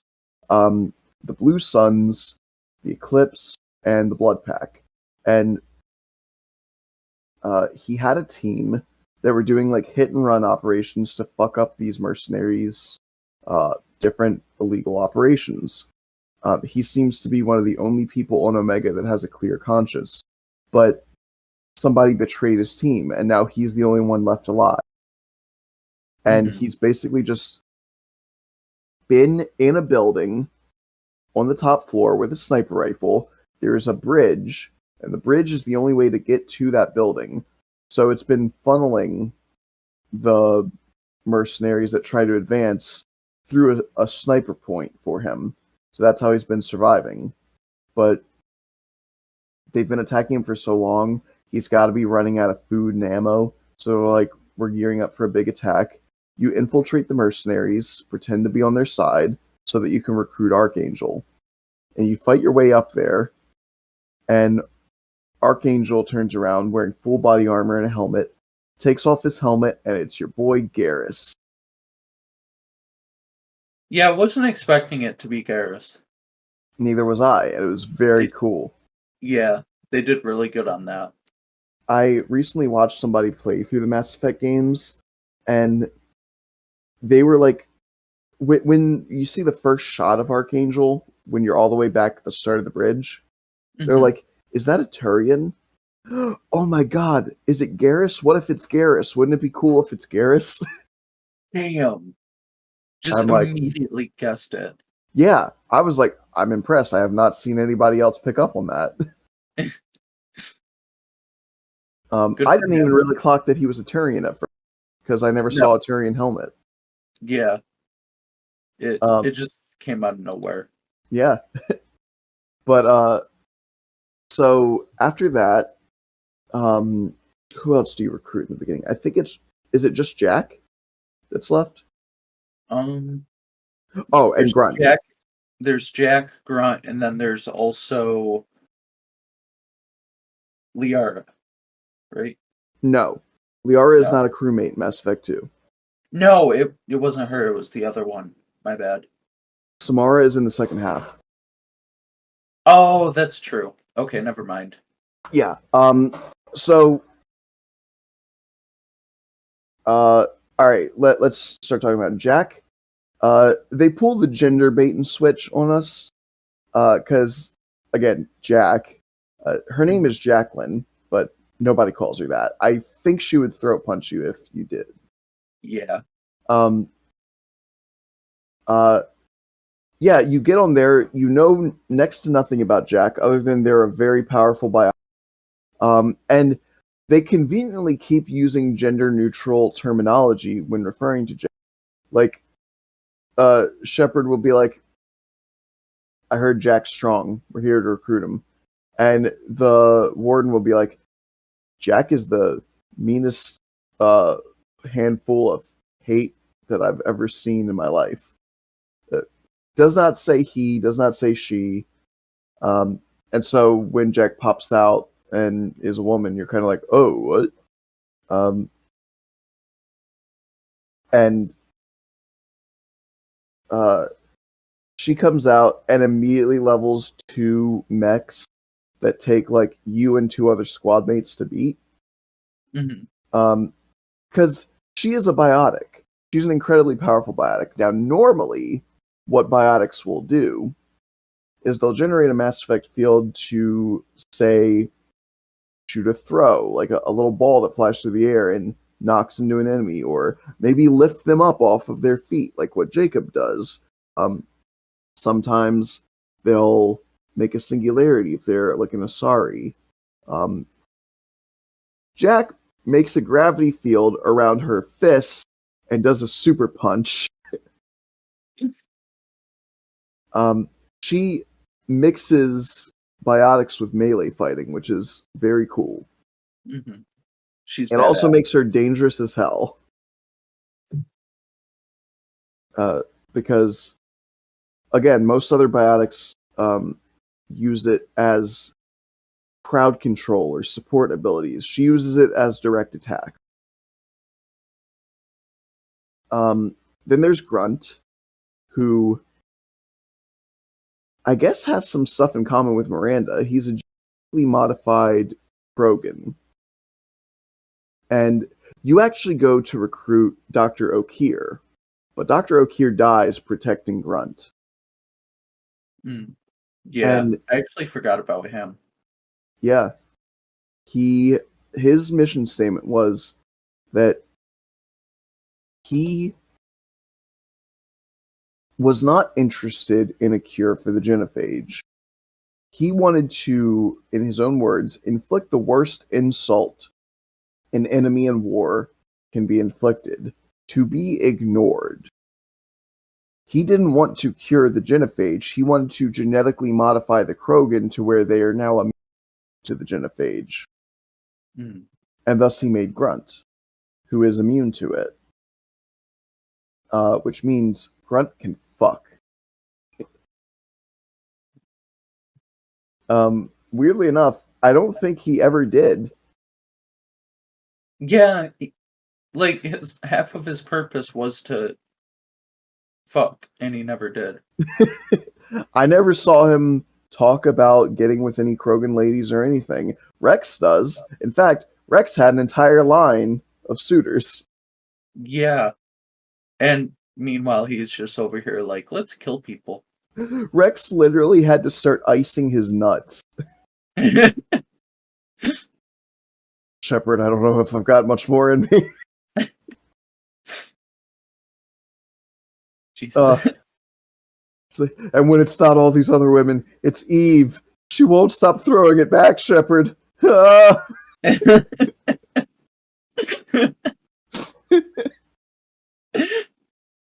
Which, imagine if you had, like, a partner that was like, not only am I going to fuck you incessantly, not only am I okay with you fucking other women, I expect you to fuck them. You have a moral obligation to fuck them. That's terrifying. It's like, if you're not meeting your quota by the end of the week, then I'll just have to wring that jizz out of you myself. It's just like, help. Oh, shit. Yeah, so, okay, let's see. Morden, Garrus, Zaid, Kasumi, Jack, Grunt. I'm missing someone. God damn it. Hang on. Who'd you say? Oh, fucking duh. I forgot the humans. Oh. Well, the non-DLC humans. Yeah. Miranda, Jacob, Kasumi, Jack, Grunt, Garrus, Morden, and Zaid. So those are the first 8. Then you have like a mission on Horizon where you meet up with Caden or Ashley again, and they basically tell you that they hate your guts because you're part of Cerberus, and that, you know what, honestly, a valid issue to bring up. You might not even really be Shepard because you might be under their control without realizing it. Mm-hmm. And you hear that, and you're like, that's ridiculous. Of course I'm Shepard. And then later on, you're talking to Miranda, and like, you guys wouldn't like control me, would you? And she's like, no, I would. In fact, I wanted to. I wasn't allowed to put a control chip in your brain, so I didn't. And you're just like, oh, fuck. Also, side note, that's a valid complaint from Caden. It's not from Ashley, though. Like, Ashley shouldn't care that you're with Cerberus since she's racist anyway. True. I don't know why she cares. Because she likes to think that she's a good person, and it's like, you're kind of not, though. Yeah. Like, I guess at the end of the day, you're fighting with us and not with them, but you're still believing in what they believe in. You're still racist. Yeah. Let's be real. If you had more free will, you probably would be with them, but you're a soldier. You're a jarhead. You just fight who you're told to fight, even if you ideologically agree with them. Yeah. And also, you've got the trauma of your family sucking in the military, so you don't want to be known as a traitor on top of a failure. So after Horizon, and you get your first meeting with Harbinger, which throughout all of Mass Effect 2, we're led to believe is the leader of the Collectors. Mm-hmm. And he's not. The Collector General is in fact being possessed by a Reaper known as Harbinger. Harbinger is kind of like the final villain of the Mass Effect trilogy. Mm-hmm. Yeah. Because it was like there was Sovereign in Mass Effect 1, but Harbinger is the looming threat for Mass Effects 2 and 3. You just don't know he's a Reaper in Mass Effect 2.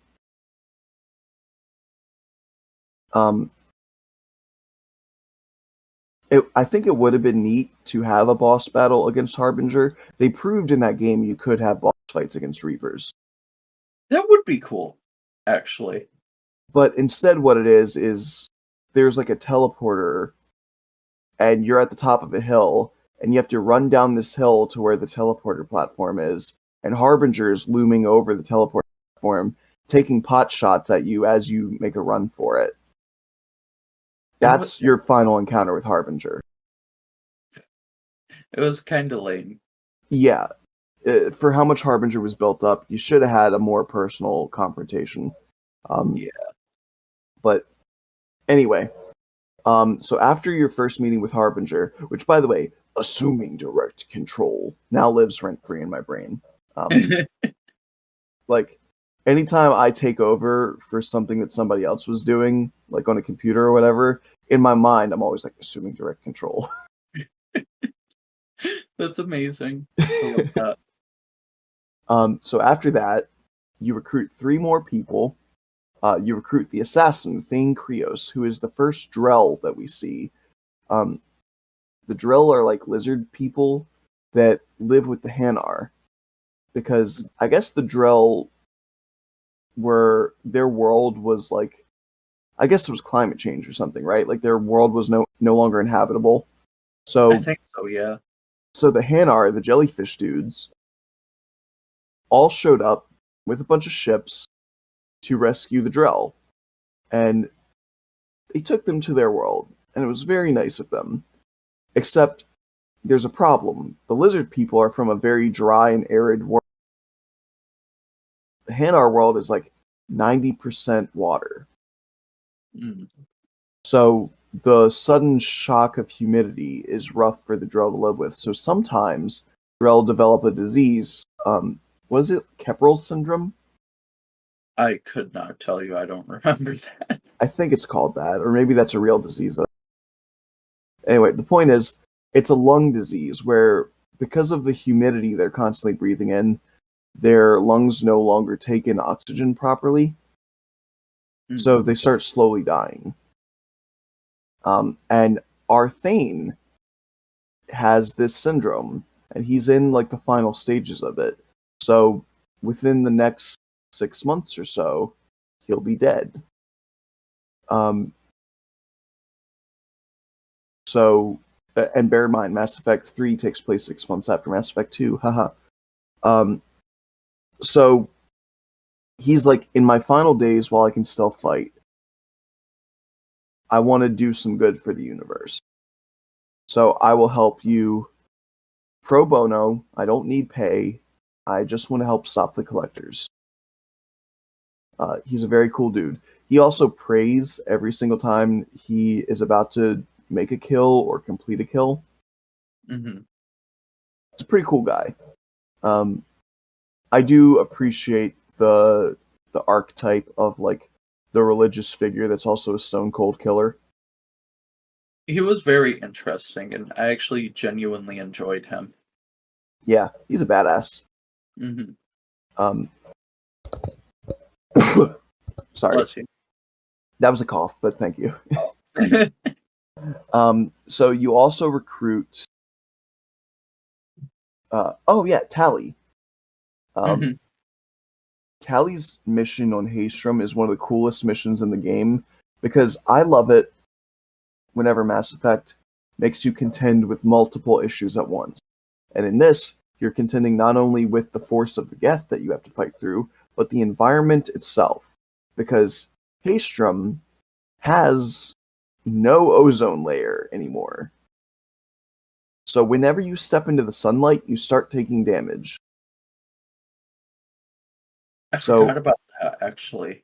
you have to plot out not only what areas give you good cover from the fire of the Geth, but also which areas are shaded.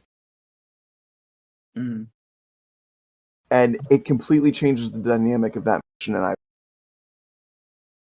it's a very simple addition, but But it works so well. it does. And not only that, but towards the end of the mission, it gives you 3 different routes to go along um, to try and fight a Colossus. Normally, when you fight a Geth Colossus, you're in a vehicle. You're in the Mako or you're in the Hammerhead, and they're the really big things, and you have to do multiple cannon shots or run it over multiple times, and you eventually kill it. You cannot bring a vehicle in here. Mm. You have to fight this thing on foot. And unfortunately, if you don't kill it fast enough, it will regenerate. And it's got 3 health bars. It's got the shield bar, it's got the armor bar, and it's got the health bar. It was hard. And it's just really fucking annoying if you get it down to like halfway to its health bar, and then suddenly it balls up and it recovers all the health, all the armor, all the shields, and you're just like, God damn it. Yeah. So you know what I normally do? I normally bring the cane on that mission. You bring what? The cane. Oh, right. Which, if you don't know, you get multiple kinds of heavy weapons in Mass Effect 2, and they're all really cool. One of them is an ice gun, one of them is a flamethrower, one of them is the collector laser that I mentioned, one of them is a missile launcher, one of them is a grenade launcher. There's a bunch of them. One of them is called the cane, which, if you know your biblical knowledge, Cain is the brother that killed his brother Abel. It was the first murder in biblical human history. So if you name a weapon the cane, it better be some cool shit. And it is. It's a handheld nuclear launcher. You It know, fires miniaturized nukes. I love that. It even makes a mushroom cloud when you fire. Wait, does it really? You don't normally see it because of the environments of like Mass Effect, but yeah. Um, That's amazing. so so here's the thing. It's smaller, but it is still a nuclear explosion. So if you're too close to it when you fire it, you will die. So I normally take it with me so I can kill the Colossus in one shot. But a lot of times I have to try it like 3 or 4 times because I think I'm far enough away. I think I'm behind enough cover. And then I fire it, and I'm not. And it's like, okay, got to go even farther back. Got it. It wipes out all the enemies in the area. And it's great. There's only 2 missions I really bring the cane on. Mm. One, because it's a lot harder on ammo consumption than all the other heavy weapons are. You can fire it a lot less. But also Yep. because of the environments. Again, Mass Effect has a lot more enclosed environments, so there's very few situations you can use this gun on without killing yourself. So I use it on the Colossus, and I use it on the final boss of Mass Effect 2. You know, I've never actually used it. I've used it once, and I killed myself with it, and I just never used it again. So I didn't um, realize it had actual use besides like killing myself. yeah. Well, like I said, it wipes out the Geth Colossus in one shot, so it doesn't get a chance to regenerate. Mm. And if you max out your ammo usage with it, you can get 2 shots for it in one go. So when I get to the Human Reaper at the end of the game, I fire 2 shots and it wipes out like half to 2/3 of its health. Damn. And it makes the final fight much easier. I'm gonna have to start doing that. Yeah, I definitely recommend it, especially since all your fucking squad mates are gonna be dead. Yeah. Good luck, fucker. um. Yeah. So, Tally's mission is really cool, and also it gets Tally back on board, and I love it, because then I can start romancing her. And then you recruit Samara. Now, Samara is really neat because she's an Asari Justicar, which basically means she's a heartless killing machine. She's a badass, but in her loyalty mission, because you can do loyalty missions for all these people, and if you don't do their loyalty missions, they will die in the end. Mm-hmm. So, again, for your playthrough, you're probably going to not do the loyalty missions. I love their loyalty mission. I know, but they'll have a Yeah. higher chance of surviving if you do them all. Yeah. But with Samara's loyalty mission, every other loyalty mission, you have to put in effort to help your squad mates so that they will be loyal to you. For Samara, you can just kill her and still attain loyalty because her mission is about hunting her daughter, who is basically an Asari vampire. Mm-hmm. And when they're in a stalemate with each other, the daughter, Morinth, offers you a choice. She says, I'm just as strong as my mom is. Help me take her out and I'll join you. So if you kill Samara, her daughter will just do an imitation of her because she looks like her mom. So all she has to do is sound like her, and she'll fool all the other squad mates, and she'll be loyal to you. Doesn't she end up abandoning you after, though? Like, she's only with you for so long, I thought. I've never actually done it, so I'm just... No, she stays to the end of the game. Oh, no shit. Okay.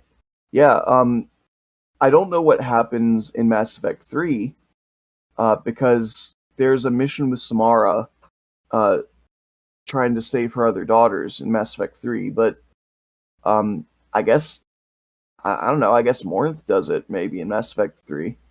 Maybe. Either that or you just Don't do it. Yeah. Yeah, very possible. So at this point, you have 11 squad mates. You go to investigate a derelict collector ship, Mm-hmm. and there you meet a Geth that not only is protecting you with sniper fire, but talks, says Shepard Commander, and has an N7 red stripe down his right arm. So it's a piece of Shepard's armor. You don't get to find out too much about Legion right away, but it turns out that the Geth that you've been fighting this whole time are not emblematic of all the Geth. An individual Geth is a computer program, and platforms, like the robot bodies that they inhabit, can hold any number of Geth within them. So normally they have like 1 or 2 or, I don't know, 10 or a dozen programs in them or something, right? To help the robot function more effectively.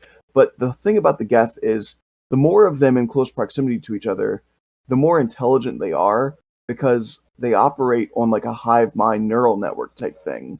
So the more programs in the area, the more are. And a bunch of the Geth chose to ally themselves with the Reapers. But a group that calls themselves the True Geth branded them heretics. These True Geth all decide to inhabit one platform, which becomes Legion. He's like over 1,000 programs in one platform. And he or they seem to just be a really big fan of Shepard. Do you blame them? No. It is funny though, because even Legion can't really reconcile that at first. Um, Shepard's like, okay, I gotta ask, why do you have my armor strapped to you? And Legion's like, I took damage in a battle. I needed to fuse some scrap metal into myself. And Shepard's like, yeah, but there had to be other armor pieces around you. You specifically chose mine. And not only that, specifically chose my armor to fuse to your arm. So it's in the right placement. Mhm. And Legion just kind of looks at his arm and looks back as like, huh. He's like, huh, I guess I didn't think about that. I love Legion. He's great. But yeah, on that collector ship mission, you find out something. On Horizon, you got attacked by a collector ship. This is the same ship from Horizon, but not only that, it's even the same ship that blew up the Normandy and killed Shepard. Mm-hmm. So the same ship has been dogging you for 2 years. And of course, it was a trap. The collectors were luring you into a seemingly abandoned ship so that they could fucking kill you. And the elusive man knew it was a trap, but he didn't say anything because he still just really wanted the technology. And, well, specifically, okay, so they found out that the collector home base exists within the galactic core, beyond the Omega 4 relay. But anyone who tries to use the Omega 4 relay dies. So they realize that the collectors can travel back and forth using that relay, so they have to have an FIF device. Or no, FOF, friend or foe. It's an identifier to mark certain beings as friend and anyone that doesn't have it as foe. So if you have this device, you can pass through that relay without dying, Mm-hmm. the same way the collectors do. So you had to go on their ship to get that device. And Edie, who in Mass Effect 2 is your ship's AI, she gradually becomes more and more like a normal person over the course of the series. And what's great is that she and Joker hate each other at first. Well, more Joker hates her. They wind up becoming like a couple. It's very cute. I ship them. Yeah. And what's great is that he starts acting sort of couple-ish with her, even when she's still just an AI. But when she gets a robot body, that's when he's like, "Whoa, mama!" um, but yeah, Edie was made by the elusive man, and is meant to serve Cerberus. But even she starts being like, Shepard, it appears that the elusive man knew he was sending you into a trap. There is no way that he could not have known, because my protocols were able to detect this trap signature, and he wrote them, meaning that he has access to these protocols. That's fucked up, Shepard. She doesn't say that, but that's the vibe. Yeah. So obviously there's beef with the elusive man, but you now have 12 squad mates, and you guys go in, you shoot through the Omega 4 relay, and as we've been saying, this is the part where all of your squad mates can die. If you didn't buy the armor upgrade, the shield upgrade, and the cannon upgrade, 3 of your squad mates will die up top. And from there on, anytime you have to separate the squad and assign different duties to them, if you didn't give a squad mate a loyalty mission, if you didn't gain their loyalty, they have a chance of dying, and especially if you assign people to the wrong tasks. For example, there's a bit where you have to walk through seeker swarms, which these are like flying bugs that'll sting you and paralyze you, put you in a stasis field. And in order to get through them, you need a biotic to make a biotic field, like a shield, to keep them all out as you all walk together. And Miranda says, theoretically, anybody with biotics could do it. So you have to pick someone. Now, if you pick someone like Miranda or Jacob or Thane has biotics, right? Yeah. No, his is. I don't I think he think has he has bio. biotics. I think he's a Vanguard. Oh, maybe. He just doesn't use them too much. Mm. But because I think there's 5 biotics on your team. It's Samara, uh, Miranda, Jacob, Jack, and Thane. I'm pretty sure that's them. But if you pick one of those 3, someone's going to die. Hmm. Uh, you have to either pick Jack or Samara because they're your 2 strongest biotics. Or, Morinth. Morinth fills the role of Samara. Yeah. But yeah, so it's all about getting the right upgrades, getting the loyalty, and making the right choices.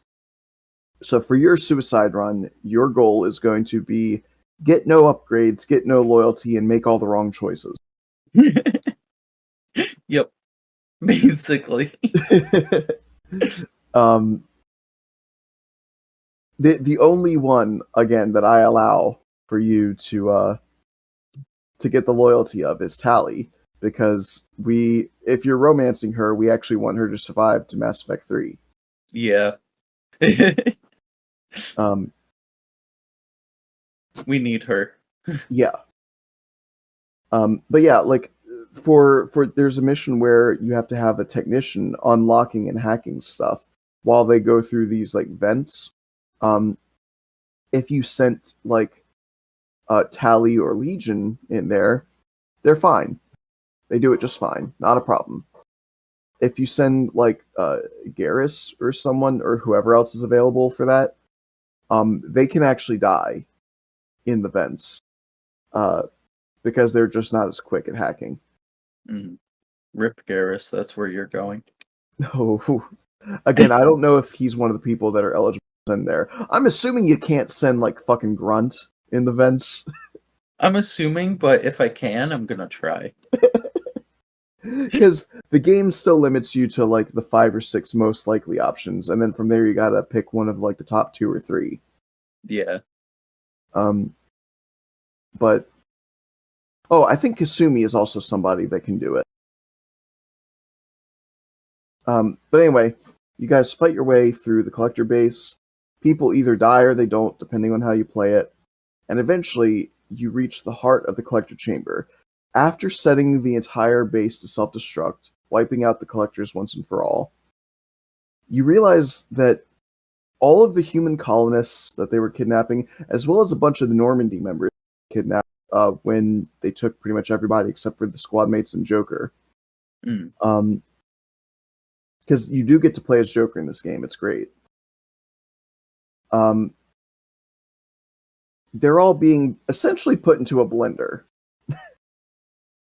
And their human essence is being funneled through tubes. And I should say, I found out the hard way on one of my more recent playthroughs that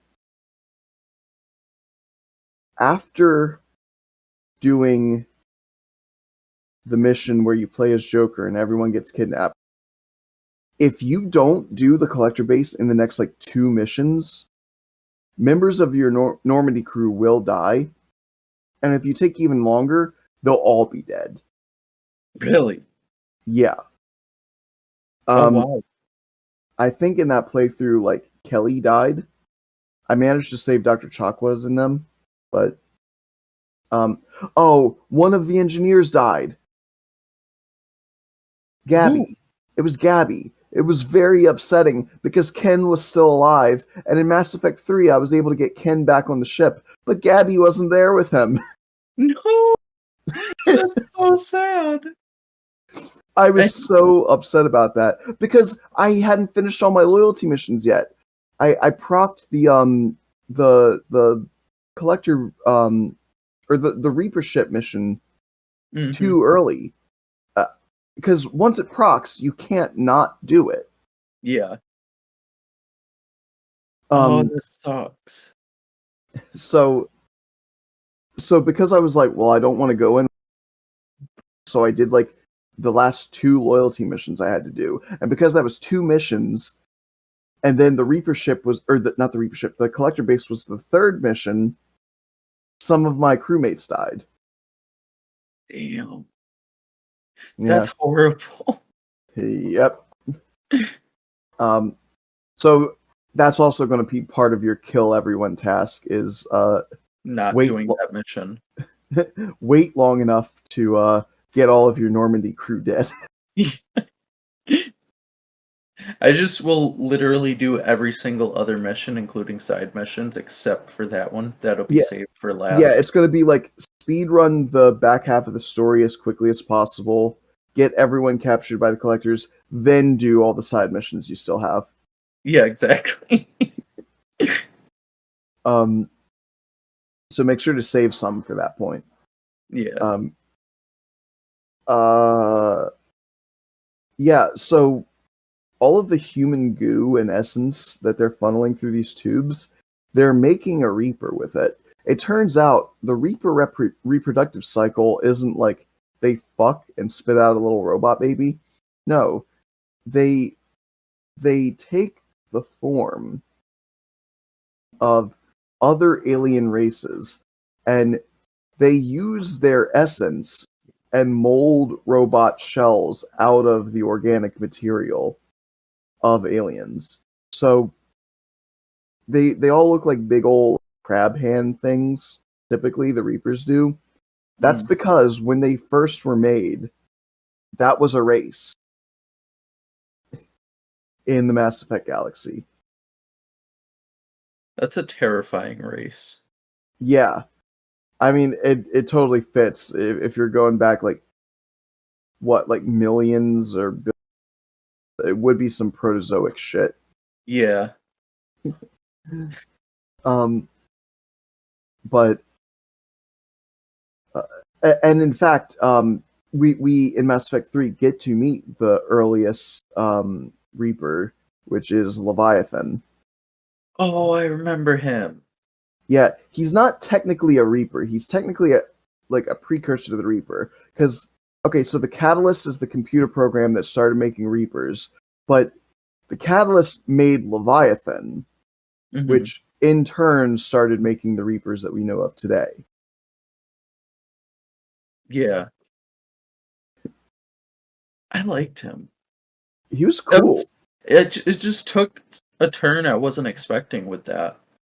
The fact that Leviathan also has the ability to indoctrinate people is really cool, because after you complete Leviathan's mission, you get a bonus power for Shepard, which is basically indoctrination. And I want you to know that for the entire rest of Mass Effect 3, I used that as my bonus power, because I was like, now I'm going to start indoctrinating you guys. Like, I'm using your own power against you. Fuck you, Reapers. I love that. And I did it. I used it on the Reapers to kill each other.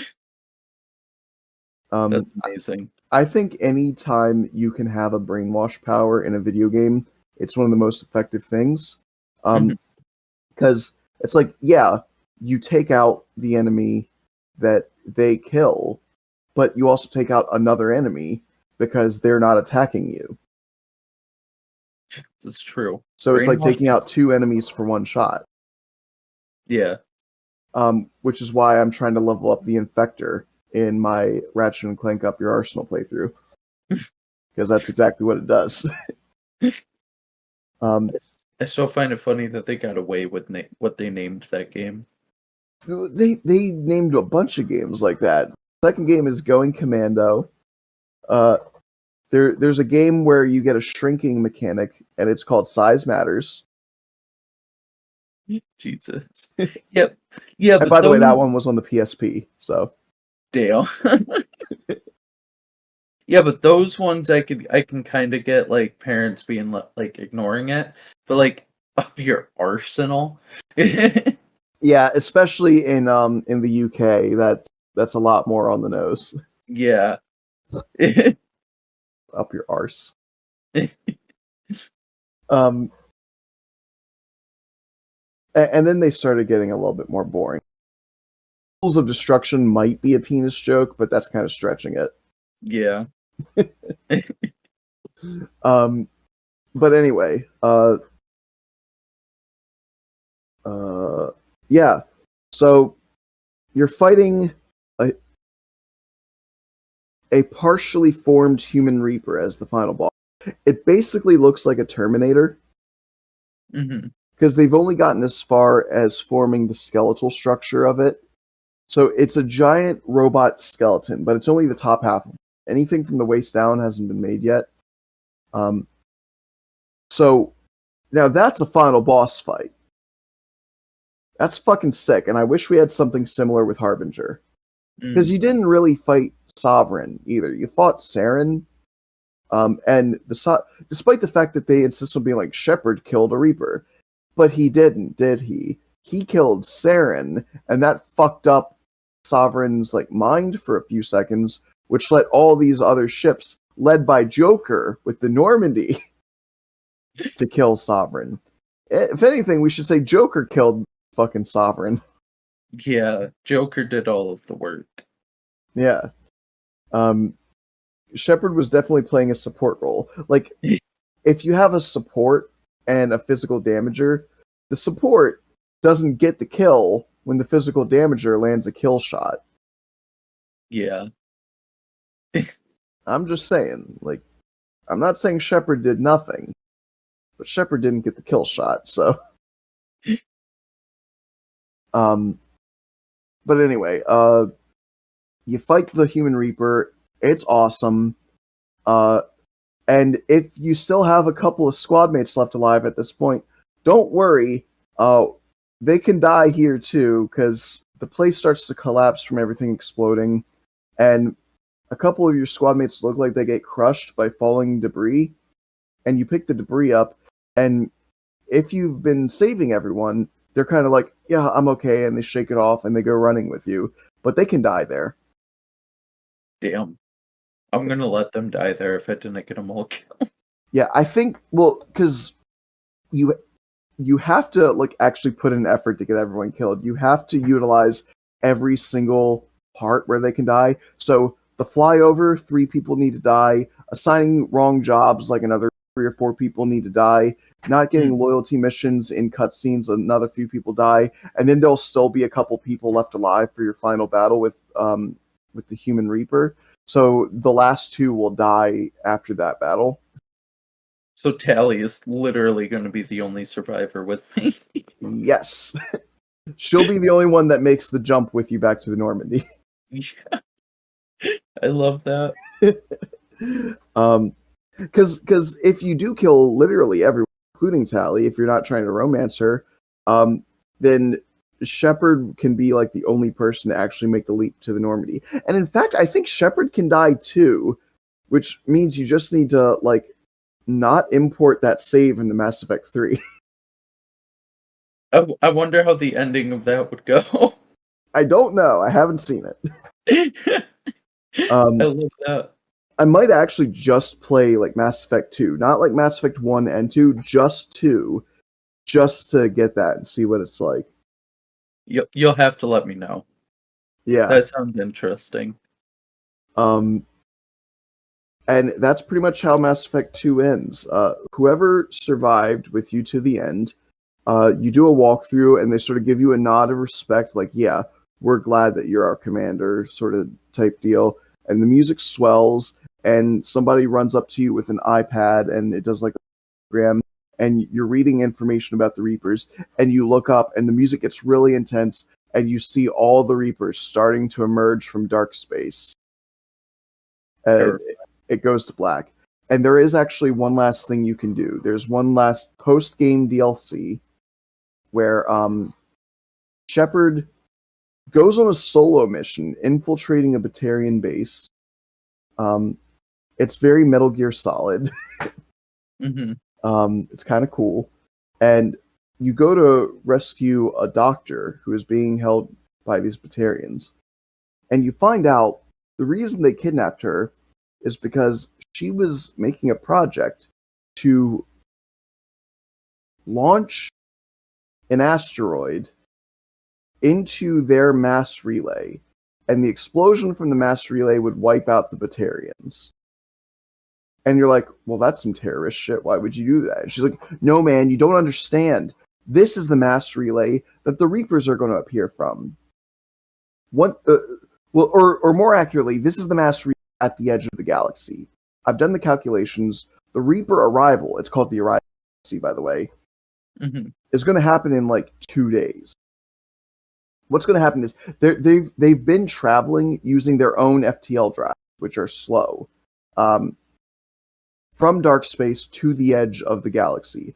Once they hit the edge of the galaxy, this is the relay that they're going to use, and then they have mass relay travel, and then they can be all over the entire rest of the galaxy in a matter of days. It's game over at that point.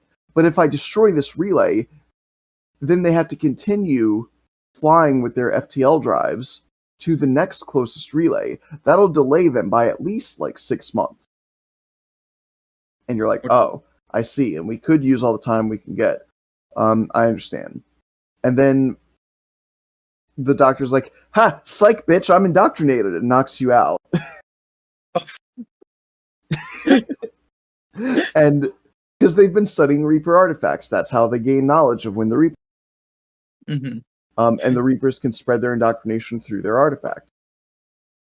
So you get held captive by the science team, which is now heralding the Reaper arrival. It used to be a countdown clock of like, we have this much time to stop this, and now it's like, hooray, celebrate, our masters are arriving. So you have to fight your way through the compound and escape, get all your weapons and armor back, fight your way through, and launch this asteroid. And it's unfortunate because you are about to mass murder a whole bunch of Batarians. Yeah. It gives that it gives it kind of like the same feeling as like that No Russian game. Oh, the Modern Russian Warfare version. 2. Yeah. Yeah. It's unfortunate, but it also leads up to the vibe of Mass Effect 3 very well. Because you're like, I don't want to murder all these people, but I have to do it to save even more people. Because Mass Effect 3 starts becoming about some really hard choices and really upsetting shit. And a lot of death, like so much death. Like, holy fuck, I'm honestly shocked anyone survived to the end of Mass Effect 3. It was just so much. But I'll tell you what, next episode will tell you more about Mass Effect 3. Because we've been going for over 2 hours now. Or has it been that long? Hang on. I think so. Oh yeah, it's been over 2 hours. 2.5 hours, actually. Jesus. I'm gonna hate editing this episode because there are parts I need to cut out. Yeah. Like me not hearing audio. Yeah. Okay. Well, everybody, thank you for listening. Like I said, we are going to do at least one more episode about Shepard. And shit, then maybe we'll do an episode about Ryder. I played like an hour of that game. Andromeda was good. I liked it. It wasn't bad for what I played with it. I just forgot about it because I got busy. Yeah. I don't like the gameplay as much as Mass Effects 2 and 3.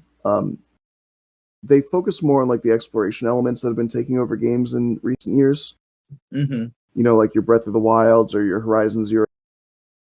Yeah. No, they definitely took that route. Yeah. And I personally, like, I can understand the appeal, but I don't like knowing that I've missed something. And when I can go in all directions and there's collectibles and shit to see everywhere, it stresses me out because I'm like, I don't want to go away from this thing to this other thing because then I miss the first thing and I have to remember to come back to it. And I don't like it. I'm not necessarily a completionist, but to some degree I am. Like, for instance, I don't like playing games and missing side missions. I like doing all side missions and then doing the main mission when I run out of side missions to do.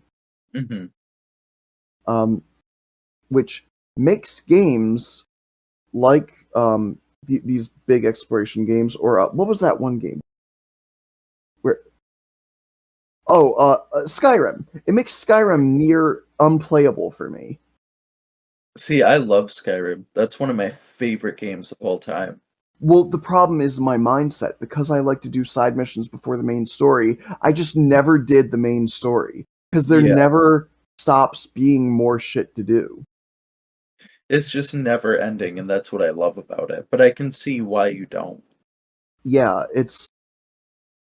I don't necessarily like linear games, but I like more structured games. I like there being some wiggle room where you can do things in different orders, but Mhm.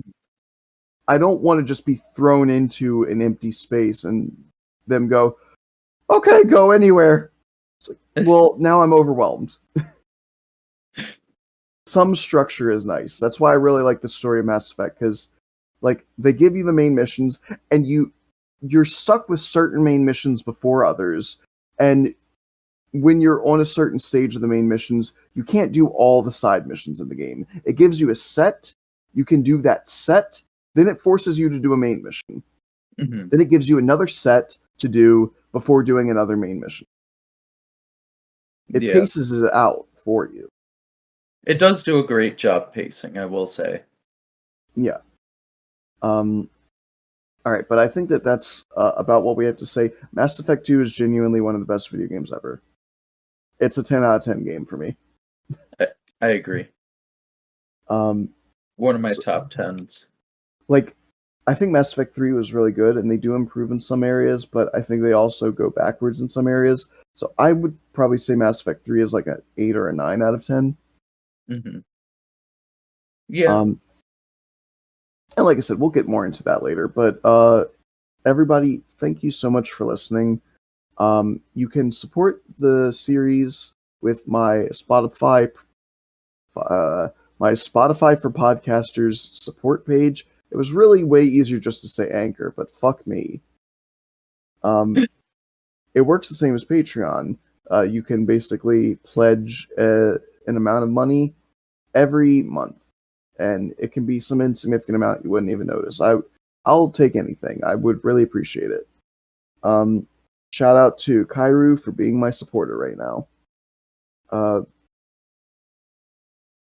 You can also join the Cape Corner Discord. I post updates there. I know sometimes our episodes get delayed. I will explain to you why and when on the Discord. Plus, people are on there. I sometimes put up polls so you can listen to, or so you can vote for what episode you want to listen to next. And sometimes we just chat. It's a pretty cool place. Share this episode with a friend if you know anybody that's big into Mass Effect. I would really appreciate spreading the word of the podcast. I could always use some more listeners.